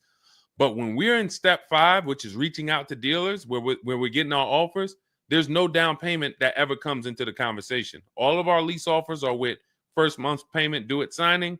That's not a down payment because it's just like when you rent an apartment, you pay your rent at the beginning of the month. When you lease your car, you pay the payment at the beginning of the month. And that's it. That's not a down payment. That's your first month's payment. But no, all you do is just follow the book. There's no again, and stay on the steps. Here's what I want to drive home when it comes to this book. And I see we had somebody, Linda March, on Instagram. I see you. Grab Linda March's question, please, on Instagram, Dolan. Do not read this like this is some seminar. There's 2 types of people who use the Cars from Home stuff. All of our stuff is made to be like you having a conversation with me. If you jumped on the phone with me and you said, Deshone, this is what I want. What's my first step? I would give it to you and then you go do it. I wouldn't say to you, okay, Linda, you're going to do this. And then once you do that, go and do this. And then once you do that, go and do this and then do that. And then by the time you finish this, you'll see this on this website, and then you'll be ready to pick up your car then. How would that go for you? Carrie Ann, Gifted Hands Cash, good to see you on Facebook. Well, how would that go for you? You would be like overwhelmed, confused, messing up. That's the way it is when you get my digital book, Cars from Home, and you read it straight through. What you're seeing all the steps. The last step 7 is delivery or pickup, and I'm congratulating you. You did it. The step before that, we're going over paperwork in the finance department and extended warranties. You shouldn't be there because you should be going through step 1, checking it off.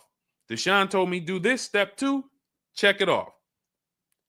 Step 3, and then once you get to step 7, which is delivery, check, just picked up my car.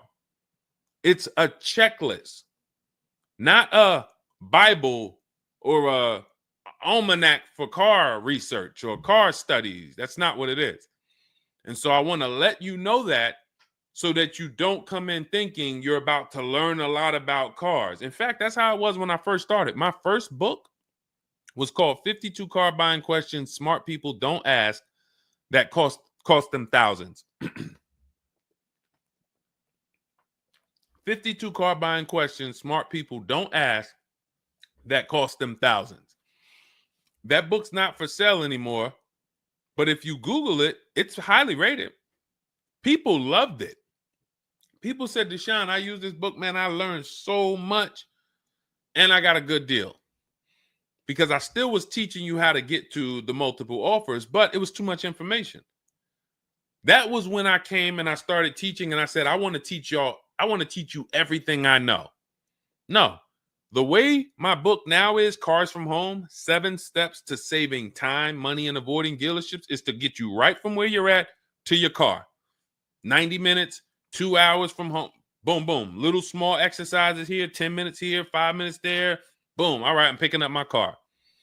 So that's why we have the success stories that we have, because of the fact that it's a focused step-by-step book.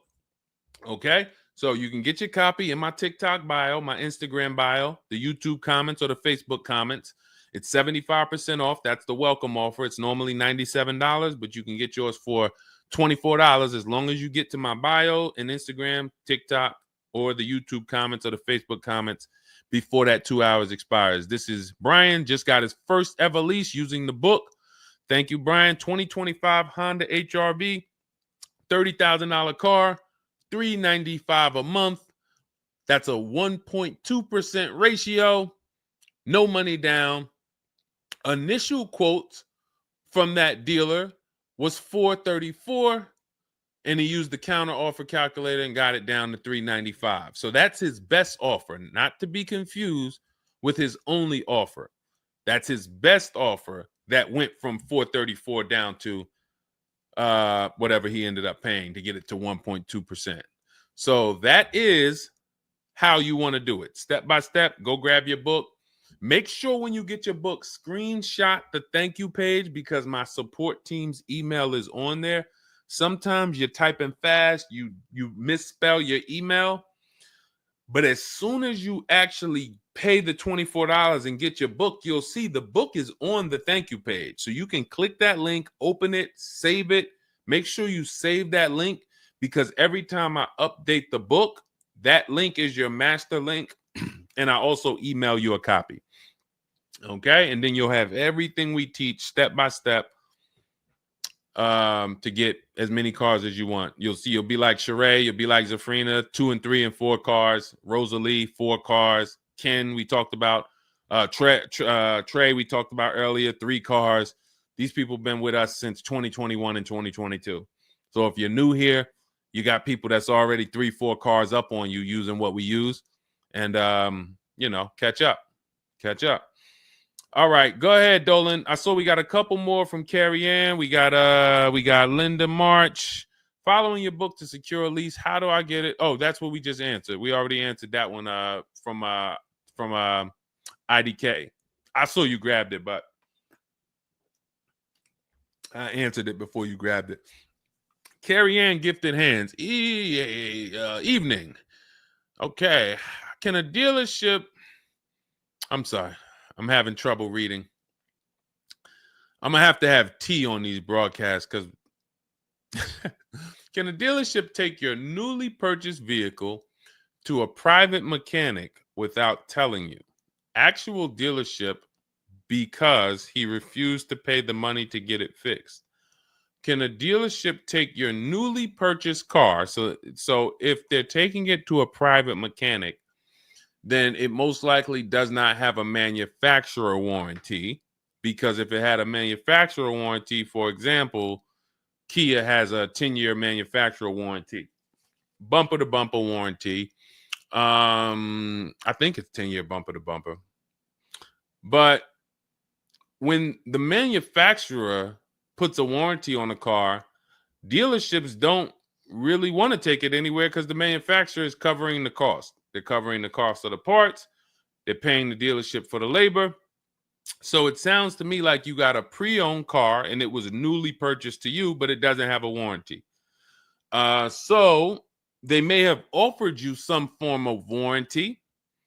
Maybe they put something in writing, and whenever you buy a car, you should have something in writing on the buyer's order. This is why we have a whole step in my book for paperwork and protection. That's step 6, because you need to have certain things in writing before you actually take delivery or pick up. But it sounds like they probably had an in-house warranty, like, hey, if you come back, you got 30 days or 3,000 miles, or you got 90 days, and if anything goes wrong, just come on, bring it back. And now you brought it back because you had an issue, and they're looking and saying, well, our guys can't fix the issue, or we don't want to pay our guys to fix it. We're going to pay, this guy over here, and he's going to fix it. He can do that because there's nothing in writing that says he can't do that. And she said, correct. Ask me how I know. I swear, the reason why I invite you into my world, guys, is because everything that you think is complex is totally normal for us.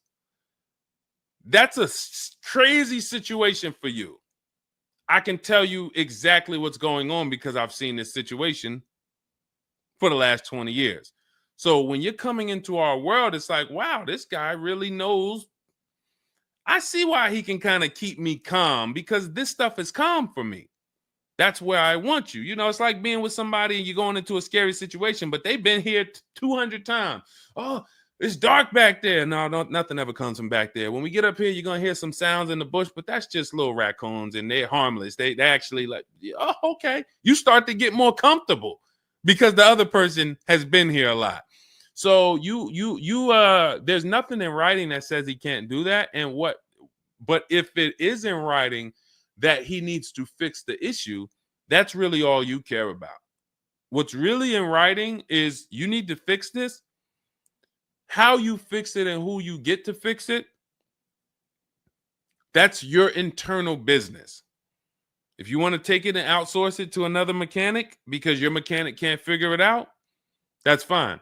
Some dealers have a relationship with a dealer up the road. So if, a used car dealer might take it to a Subaru dealer if it's a Subaru, and they might, but their thing is they need to get it fixed because they're obligated.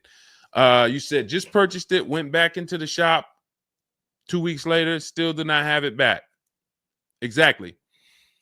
So they're going to try to do everything possible to get it fixed. And that may include taking it to someone who they think can fix it. Now, I assume, are your payments due? Did you start a loan? Because this is different if you have a loan and you have my car and I have a payment due in 2 weeks or 3 weeks or 1 week. And if my payment is due, then I'm going to actually wait probably 1 month. And if I don't have anything in writing of when I'm getting this car back, then I'm going to make a police report. And because now I'm getting ready to either unravel this deal. You got to give me a car. I need to, and watch this. Why the police report? It's to document what's happening. First of all, people don't like to see police pull up to their, it's leased. It's a brand new car.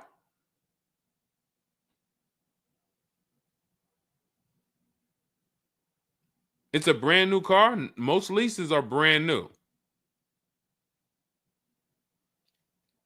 In which case, a private mechanic shouldn't be working on a brand new. No, it's used. That's another reason we don't lease used cars. That's uncommon. See, that's what I was saying. Leasing used cars is very uncommon. No competition, warranty issues. This is why it's not a mainstream thing. And this is why it's not something that I recommend. But I don't say it's not possible. Because when people say, oh, Deshone, could you lease a used car? I'm not going to say, no, you can't. But what I'm going to say is we don't. Now, you have is there a warranty in writing? Did they write something on, because now you pretty much have a payment on a car that's used. That what is the warranty?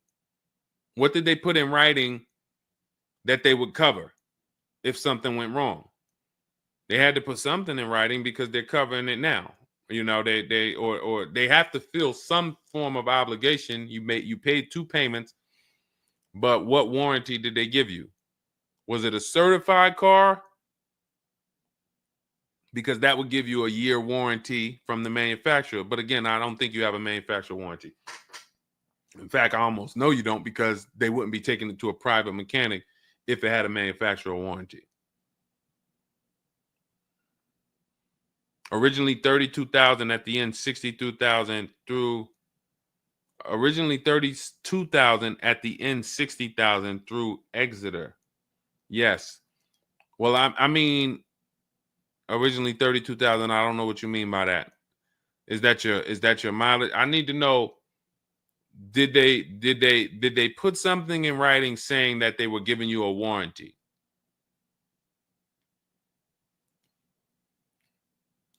We'll try to work through this, because it's no different than if you bought a car from them. There's a bank involved, but it's a used car. It's no warranty, and they're pretty much holding on to it and trying to fix it. And if they can't fix it, we need to know, are they obligated to fix it or not? If there's nothing in writing saying, hey, you have this time where you can bring it back and we'll fix it, then that's gonna be that's gonna be hell for you. So we really don't want that. So, but I can't tell you how to approach this without knowing what is in writing. And again, when you get my book, not you, I'm just gonna try to help you through, but I'm talking to you. That's why we have step 6 is paperwork. Because when you're sitting there looking at a bunch of paperwork and they're telling you to sign it, okay, sign this now. All right, this is your motor vehicle stuff. This is your okay, do you want this? What is important and what's not? What is important and what's not important? Out of all of this stuff, there may be 1-2 words on here that I need to know. I need to look at that buyer's order, and I need every used car, every single used car. I need to know what the warranty is when I drive off. Is it as is? That means when I drive off, it's on you. If the axle falls out on the highway 5 miles from here, you just signed an as-is deal. Buyer beware, it's on you. Is it 30 days, 1,000 miles? Who's going to do the work? Is it from the manufacturer? Is it from this dealership? Where can I go and use this at? You got to come back here. Do I have to go? Is this a nationwide warranty? I need to know what is covered on this paperwork so that I don't end up in a situation that we're trying to get out of right now. The warranty is through portfolio protection.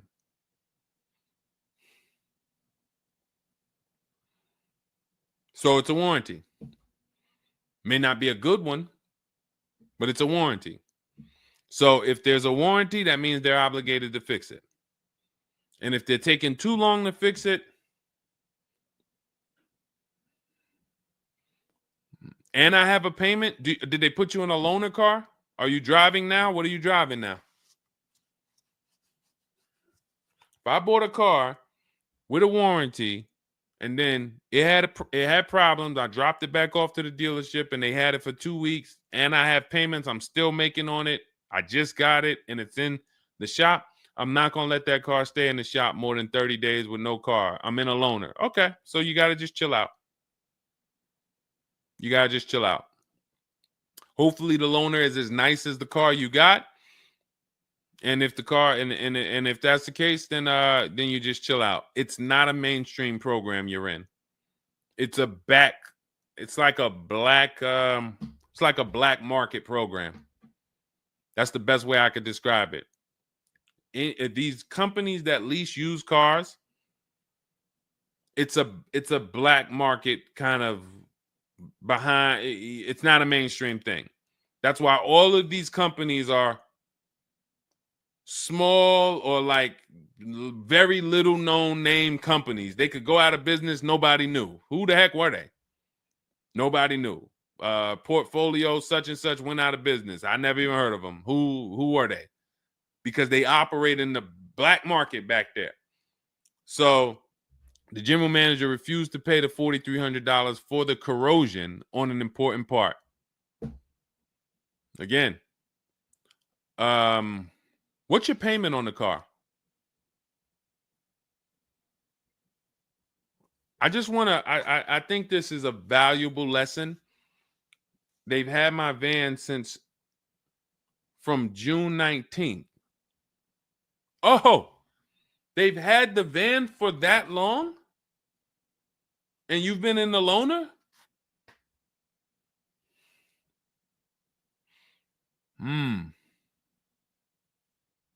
Holy crap.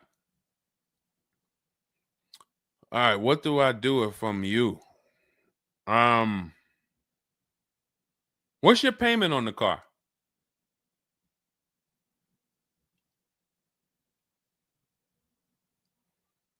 Company had your car for months. You leased it, dropped it off because it was having problems. They've had it for months and can't fix it. And you're paying $775 a month. What kind of vehicle is this? What kind of vehicle is this that we're paying $775 a month for?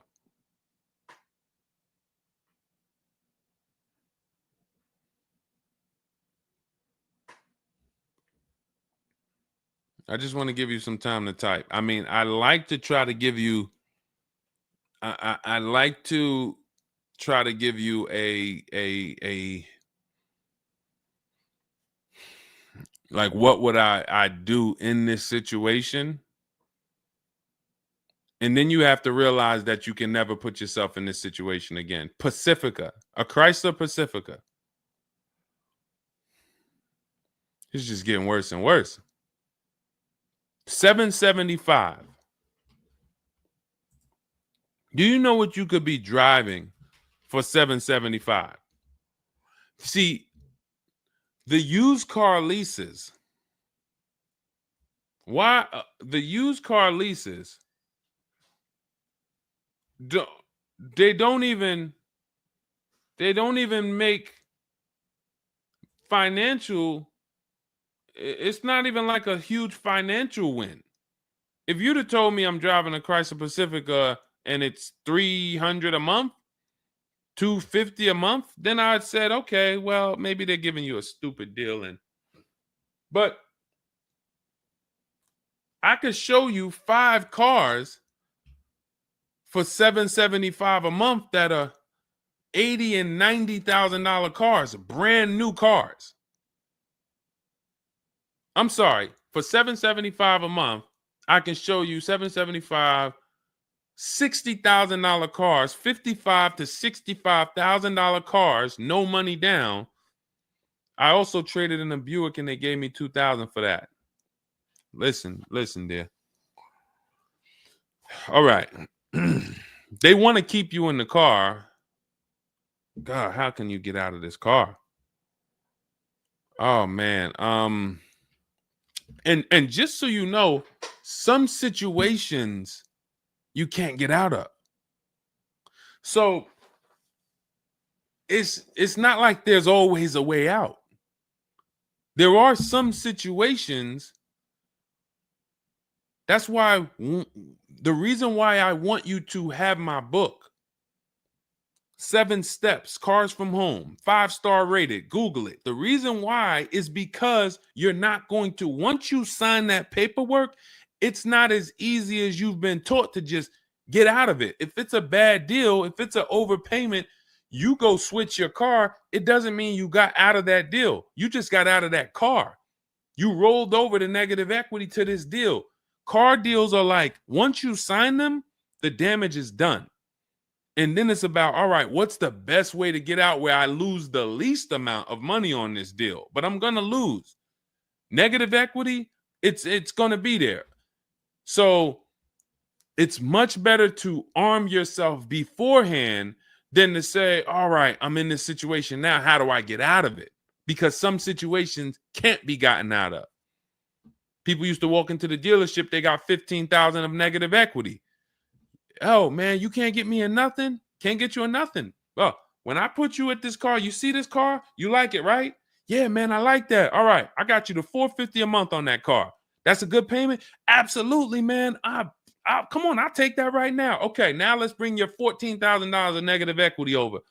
Yet $450 a month. That goes up to now $700 a month. Oh man, shoot, man, yeah, nah, that I can't even afford that. But hey, here's the bad part. Even if you could afford it, the bank's not going to approve it. So it doesn't matter if you could afford it because the bank's not going to approve it. So you cannot get out of that car. So that's why you arm yourself now. That's why I'm telling you, before you need a car, before you go sign the paperwork, make sure that you are armed with the right information. So now, if in this particular case, and you have a cosigner, you put a cosigner on here, told us to wait 6 months, and then we can switch owner names and info. Every time I think this can't get worse, you make another comment, and it just gets worse and worse. They called me in yesterday to pick it up, and the same problems were present.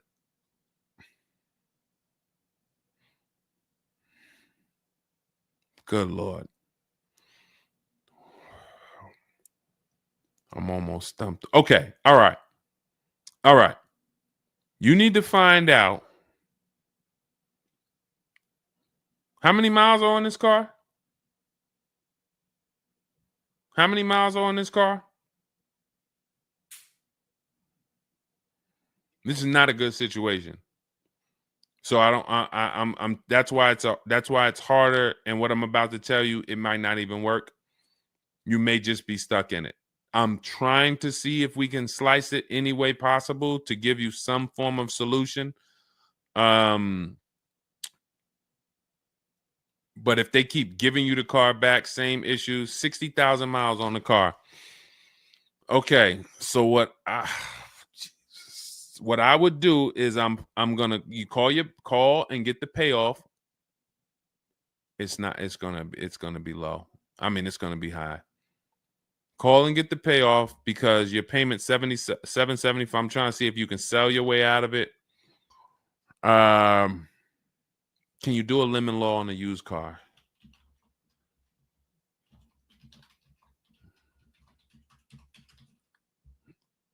Let's see. Yes, some states have lemon laws that cover used cars, but the specifics vary by state. What state are you in? If they can't fix the same issue, but it's an aftermarket warranty.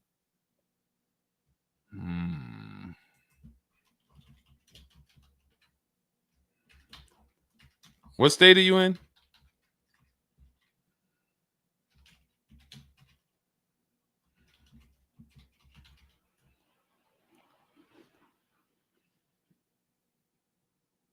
Maryland. Let me see. On a used car, Maryland. In Maryland, the lemon law primarily focuses on new cars or lease cars. Nope, that's not going to work.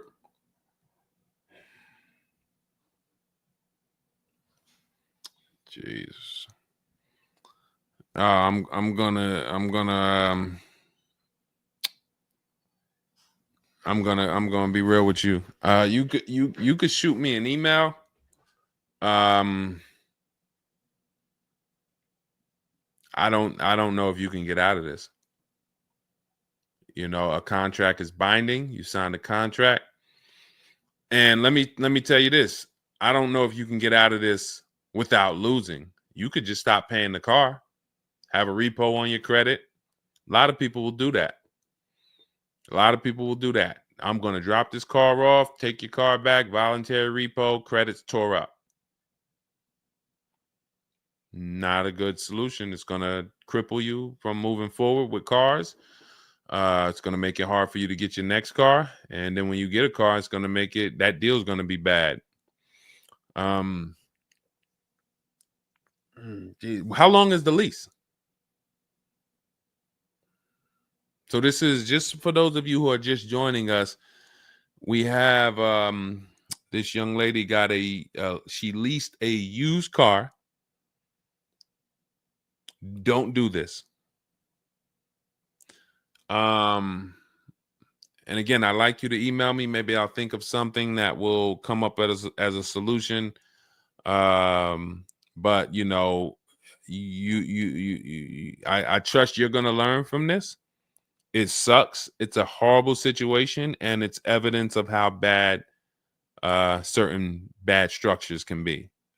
Because and again, I know some of you who've joined me for a long time, you may be used to, well, Deshone has a solution for everything. Not everything. There's times where you are too buried, and the only thing that will heal the wounds is time. That's the only thing. The deal is done. You have to pay down the deal. And then in a year, 2 years, you might be able you might be able to make a move, but you have to suck it up, bite the bullet, and we might be able to lean on them to get the car fixed. 78 payments. How? You said you leased it. This is a loan then. This isn't a lease then. 78 payments. You're in an 80-month loan on a Chrysler Pacifica paying $775 a month. It's not a lease, that's a loan, and it's 8 years that it's 7 years. 7-year loan.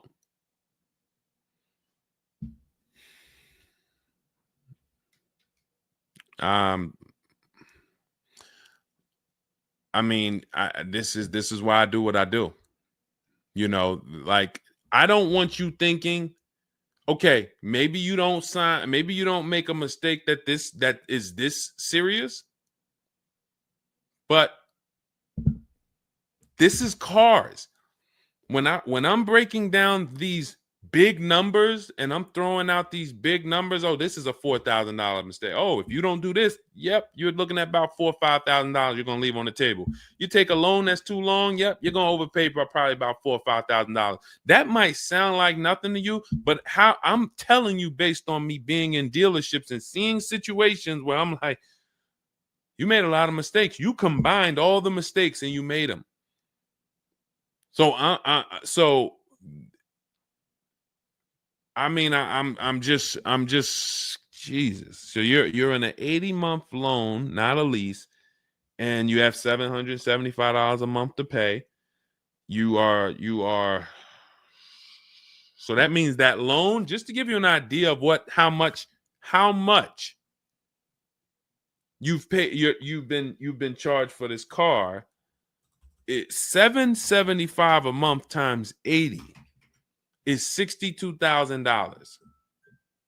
So we're paying $62,000 over 8 years, over almost 8 years, or almost 7 years. Wait, 80 months, not 84. So yeah, almost 7 years for a Chrysler Pacifica.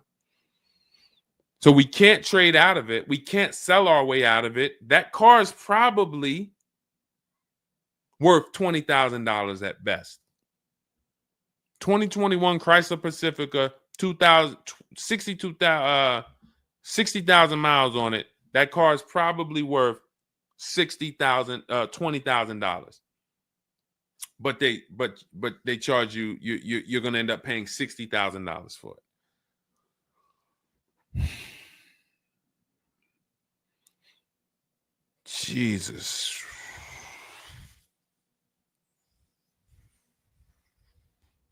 Most people will let the car go. Most people will let the car go. I don't. If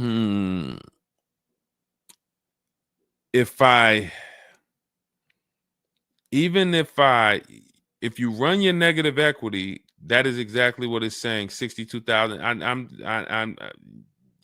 It's exactly what it's saying. $62,400 to be exact, including the $2,000 down payment.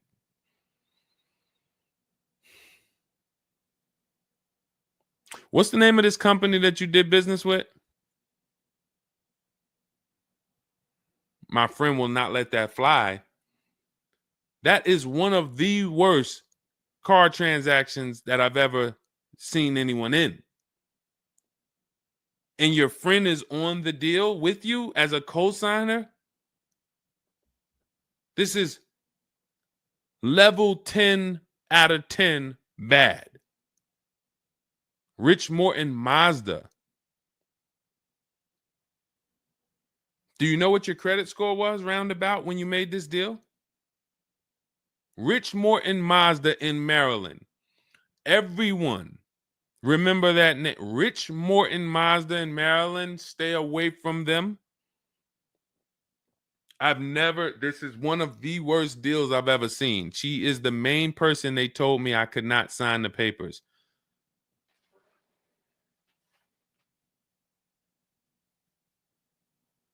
Oh. We wouldn't be friends anymore. Now, here's the truth. Nobody pulled the wool over anybody's eyes. We looked at these numbers. She didn't say to you, wait, these numbers look crazy. I'm not signing them. You're not getting this car.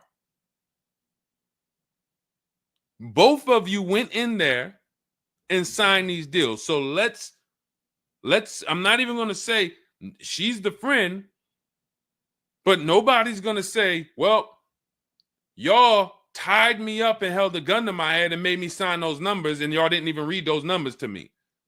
So, but, jeez,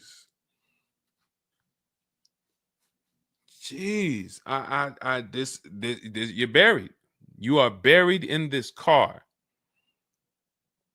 The only way, and what's crazy is, even if you voluntarily let it go, you ruin your friend's credit. Because she's the one who signed for the car. Bad, everything bad. I wish there was a silver lining that I could think of. What I would do is I would find, you need to find out how upside down you are. You need to go on CarMax, write down these 6 sites, write down these 6 websites. You need to go on CarMax, Driveway, Kelly's Blue Book, Cash Offer, Auto Nation, Carvana, Car Gurus, Cash Offer. And you need to see what that car is worth. Let's say they say the highest offer is $25,000. $25,000. The total of your payments is not what you owe. That's what you would have paid after 7 years. You need to call the bank and you need to get the payoff. That is what you do tomorrow morning. You go on those websites tonight or today. You find out what this Chrysler Pacifica is worth. And then you call the bank tomorrow or the next or whenever, and you get the payoff. And you need to know what that gap is. If that gap is $25,000, then I am trying to get out of that car, and it might not be this year. It might not be this year, but I need to right now. I would go into an electric car lease where I could get, like, there are certain electric cars, and if I was shopping them, I would choose a bunch of them that were 50. I mean, I got a couple people who've gotten Like Val, she just got her electric vehicle. Some of these electric vehicles people are saving. This is a 1.16, but even going back to Zafrina's first deal, she got an electric car and she probably got like close to 17 grand off the car. Milligan, I always use Milligan because she got one of the biggest discounts ever using what we use. It's an electric car, but she got, where's Milligan? I got to label these better, Dolan. Remind me I got to label these better because I cannot just cycle through these. Sean got 20 grand off. The reason why you need a car that when you shop your deals, you need like $30,000 off the price of the car. And because right now you're paying a high payment and the car is worth nowhere near what you're paying.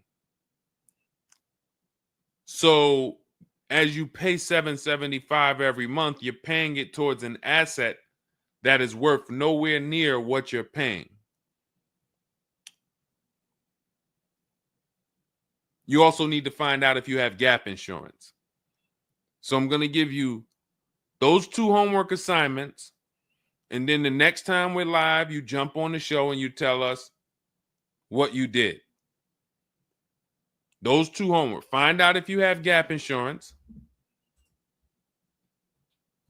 And then you need to get your payoff and go on those websites and get the cash offers and find out what the gap is. Because if the gap is $25,000, then what I'm doing is I'm shopping. If you listen,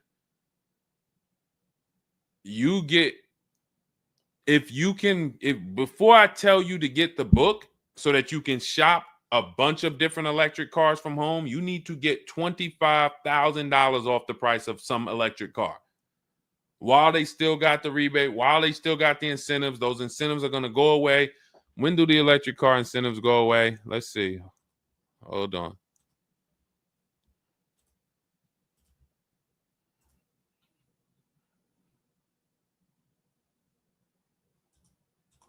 Hold on.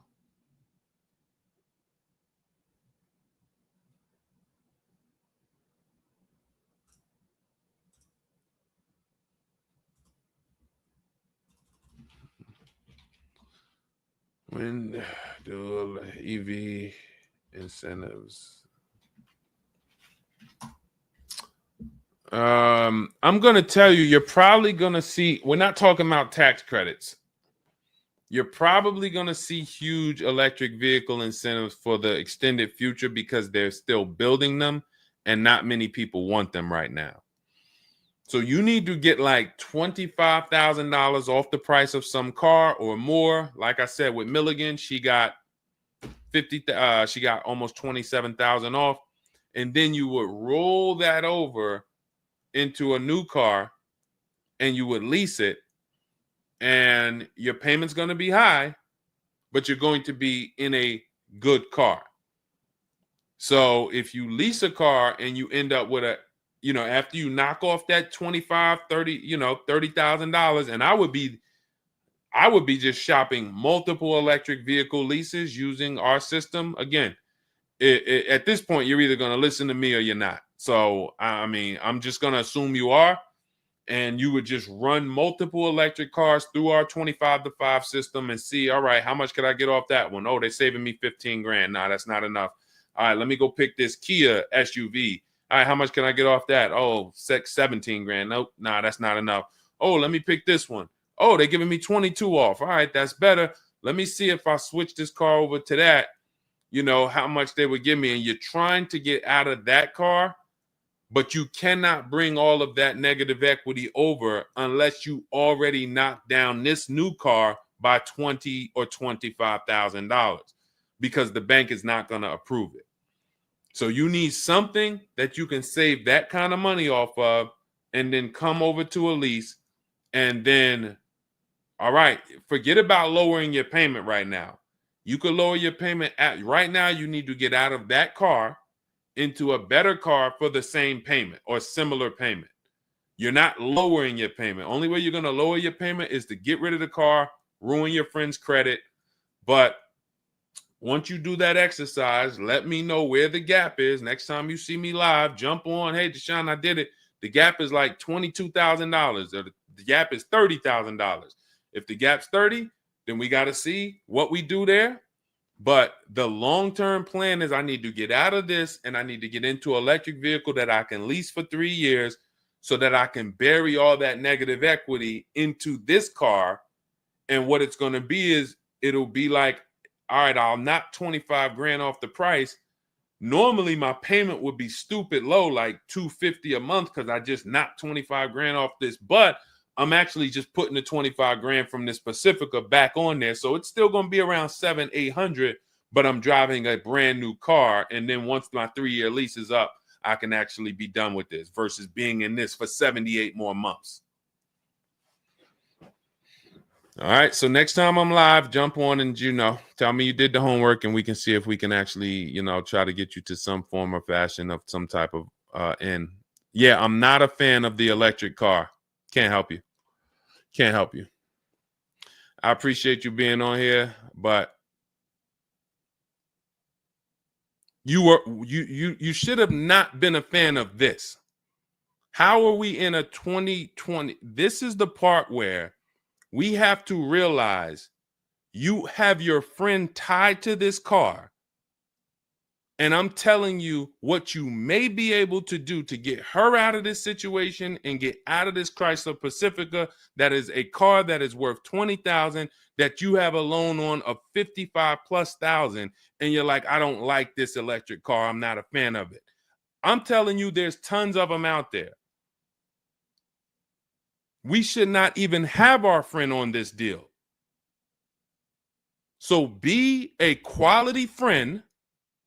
Don't be like the people who will come into the dealership, put their friend on the credit, on the credit. Hey, can you sign for me? I had one girl that would come in and she had her mom on one car, burned her mom, and they had somebody else from the church coming in here to sign for her to get another car because she burned her mother's credit. Didn't care about nobody.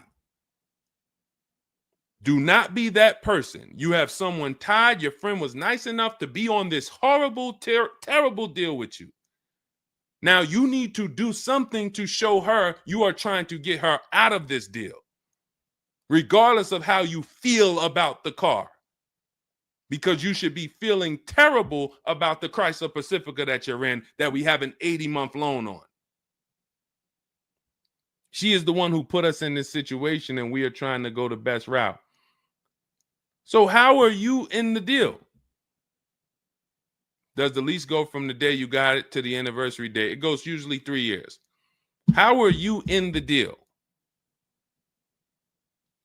When you're saying your friend is the one that put you in the situation,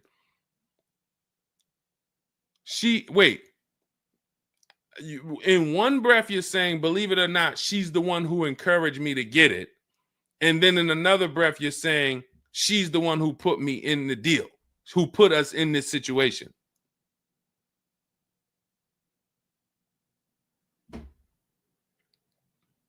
I don't care who put you in the situation. It's a horrible situation. So if you want, that is the only solution, and it may not even work. So let me just be clear. Lots of people on the show, they seem to be very interested in your story. This is a very interesting story. There's not many times I had to jump on this show and hear something where I'm like, you're probably not going to end up with another car. You're probably going to be stuck in that car for at least 3 years, paying down the balance because you owe too much on it. And maybe you can lean on them to fix it, but there's no lemon law, so it's not like you can actually put it through a lemon law. So you might just be giving it back to them to fix, giving it back to them to fix. But you're in the loaner and your friend's on the paperwork. So that tells me the car was for you. It wasn't for your friend. So your friend signed for the car knowingly, may have encouraged you to get the car. Yeah, girl, I'll do it. Listen, I want to see you win. Look, maybe didn't know what she was signing, didn't understand. All right, you're $775 a month. Can you afford that? Okay, yeah, I could afford that. Okay, perfect. All right, I'm going to sign for it. Didn't realize maybe it was for 7 years. and didn't realize that, oh, shoot, you're going to be paying 60 grand for this car, and didn't know, oh, this car is going to be in the shop, but it's your car because you're the one in the loaner. It's not her car. She's not in a loaner. So there's only one potential solution where you could even think about getting out of this car, because no one can get you out of a car that you're $30,000 buried in. There's no bank. You could have a 900 credit score, never missed a payment in your life. No bank is going to approve taking $30,000 from this Chrysler and putting it onto whatever new car you decide you want. You need to get a huge discount off of some car. There's no car that's going to give you $30,000 off or $25,000 off except an electric vehicle. So if I'm telling you something that may not even work, but it's your only route, that's all you got. You want to come up with something else, repo the car, ruin your friend's credit, I got nothing to do with that. My only job is to try to provide and advise a solution to when people tell me, this is my situation, this is my goal. Normally people have 2 or 3 options. You have half an option. Like, you ever play spades? 1 and a possible, 3 and a possible. You have none and a possible. The possible might not walk. But I'm telling you, do this exercise, and then we can see if that possible will walk. If it doesn't, you got no books. You stay in the car, and that's your only option. It's a bad situation. One of the worst I've ever seen. And I'm not saying that to beat you up. I'm saying that so you realize the severity of the transaction. So if I have to bite this bullet and I got to pay this car for the next 2 years, 3 years, it's because I'm in a bad situation. And then when I pay down this car, maybe I can make a different move in 2 years. And then I'll be much wiser before I make my moves, so that I never end up in this situation again. Okay? So for everybody who joined, this was great. Again, my goal is to keep you from ever making mistakes. Every mistake you make on a car transaction costs you thousands of dollars. There is no the least expensive mistake you could make is getting gap insurance when you didn't need it. Getting gap insurance when you didn't need it, you just paid probably $400 or $500. You didn't need it. All right, you lost $400 or $500. That's the least expensive mistake you can make on a car. Everything else is thousands of dollars, $2,000 mistakes, $5,000 mistakes, and more. So you can avoid every mistake by having a step-by-step checklist. If it's in Deshone's book, I do it. If it's not in his digital book, I don't do it. So there's no way I'm going to make a mistake. That's okay, TJ girl. We'll be back tomorrow. If I'm giving you a checklist, check, do this, check, check. You're doing everything I say do. There's no room for a mistake. You're not following an almanac. You're following a checklist. That's why my book is called Cars from Home, 7 Steps to Saving Time, Money, and Avoiding Dealerships. Step 1 through 7, check them off. You do car transactions mistake-free. You don't miss any money with your financing. You don't buy bad cars. You don't do anything that you're like, oh, was this good? No, it's a checklist. So normally it's $97. It's a digital book. So you can have it in your inbox in about 5 minutes, and you'll get it for 75% off as part of our welcome offer in my TikTok bio, Instagram bio, Facebook comments, or the YouTube comments. There's a link there. Just get there before that 2-hour countdown expires. Once it expires, it goes back up to $97, which is still worth every penny. You spend $700 on a home inspection. Why do you spend $700 on a home inspection when you might not even buy the home? Inspector might come back and say to you, you know what? Hey, listen, I got the report for you. Just so you know, that roof needs replacing. Those boards, the electrical system in the back, there's a lot of stuff that's not up to code. And then in the basement, you got some water coming in through the foundation there. Listen, house needs a lot of work. Here you go, $700. You and your family might not buy that house. Do you say to yourself, man, I wasted that $700, man, we could have kept our $700? No. You say to yourself, man, I'm glad we got that home inspection, man. We would have been in trouble. So this is how we approach cars. This is how people who I show you throughout the stream approach cars when they're working with cars from home. They're like, I want to make sure that if I can spend $24 and get Deshone's book, and that is my form of a home inspection, that's me guaranteeing I don't make a bad move, then I'm going to go spend that. And if I miss the $24 price and it's $97, then I'm going to go spend that to make sure I don't go out here and make a $5,000 bad decision. That's what we hold ourselves to. Thank you, Stephen Nash. Good to see you. So go grab your copy before the countdown expires. Get it for $24 instead of $97. It's in my TikTok bio, Instagram bio, YouTube comments, or the Facebook comments.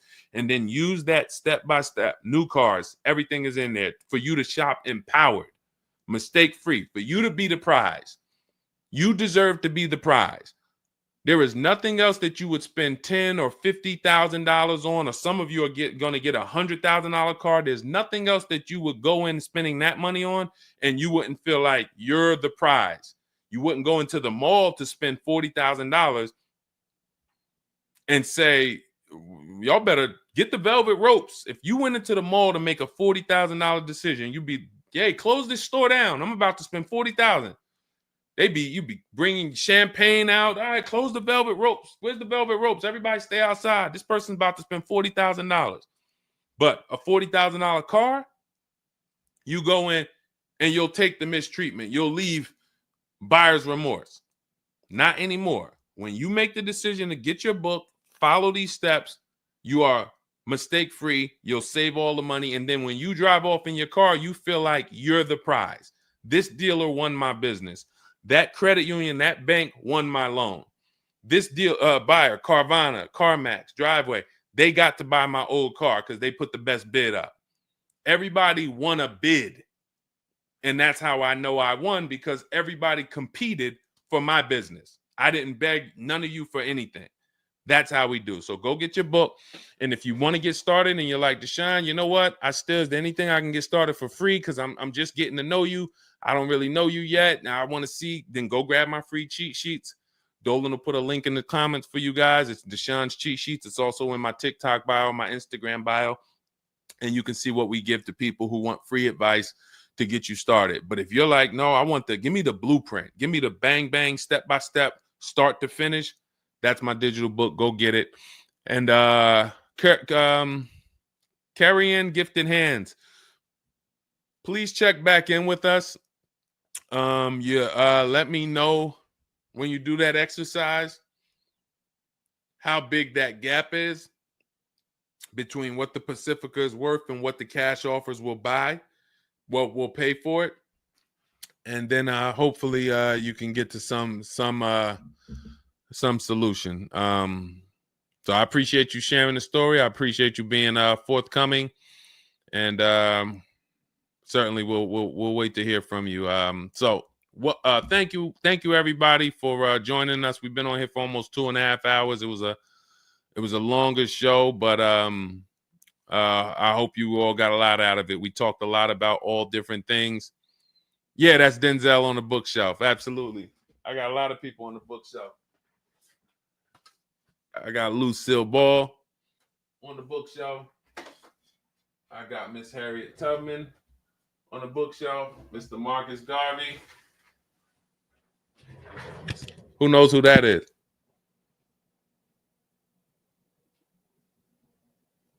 That's the great one.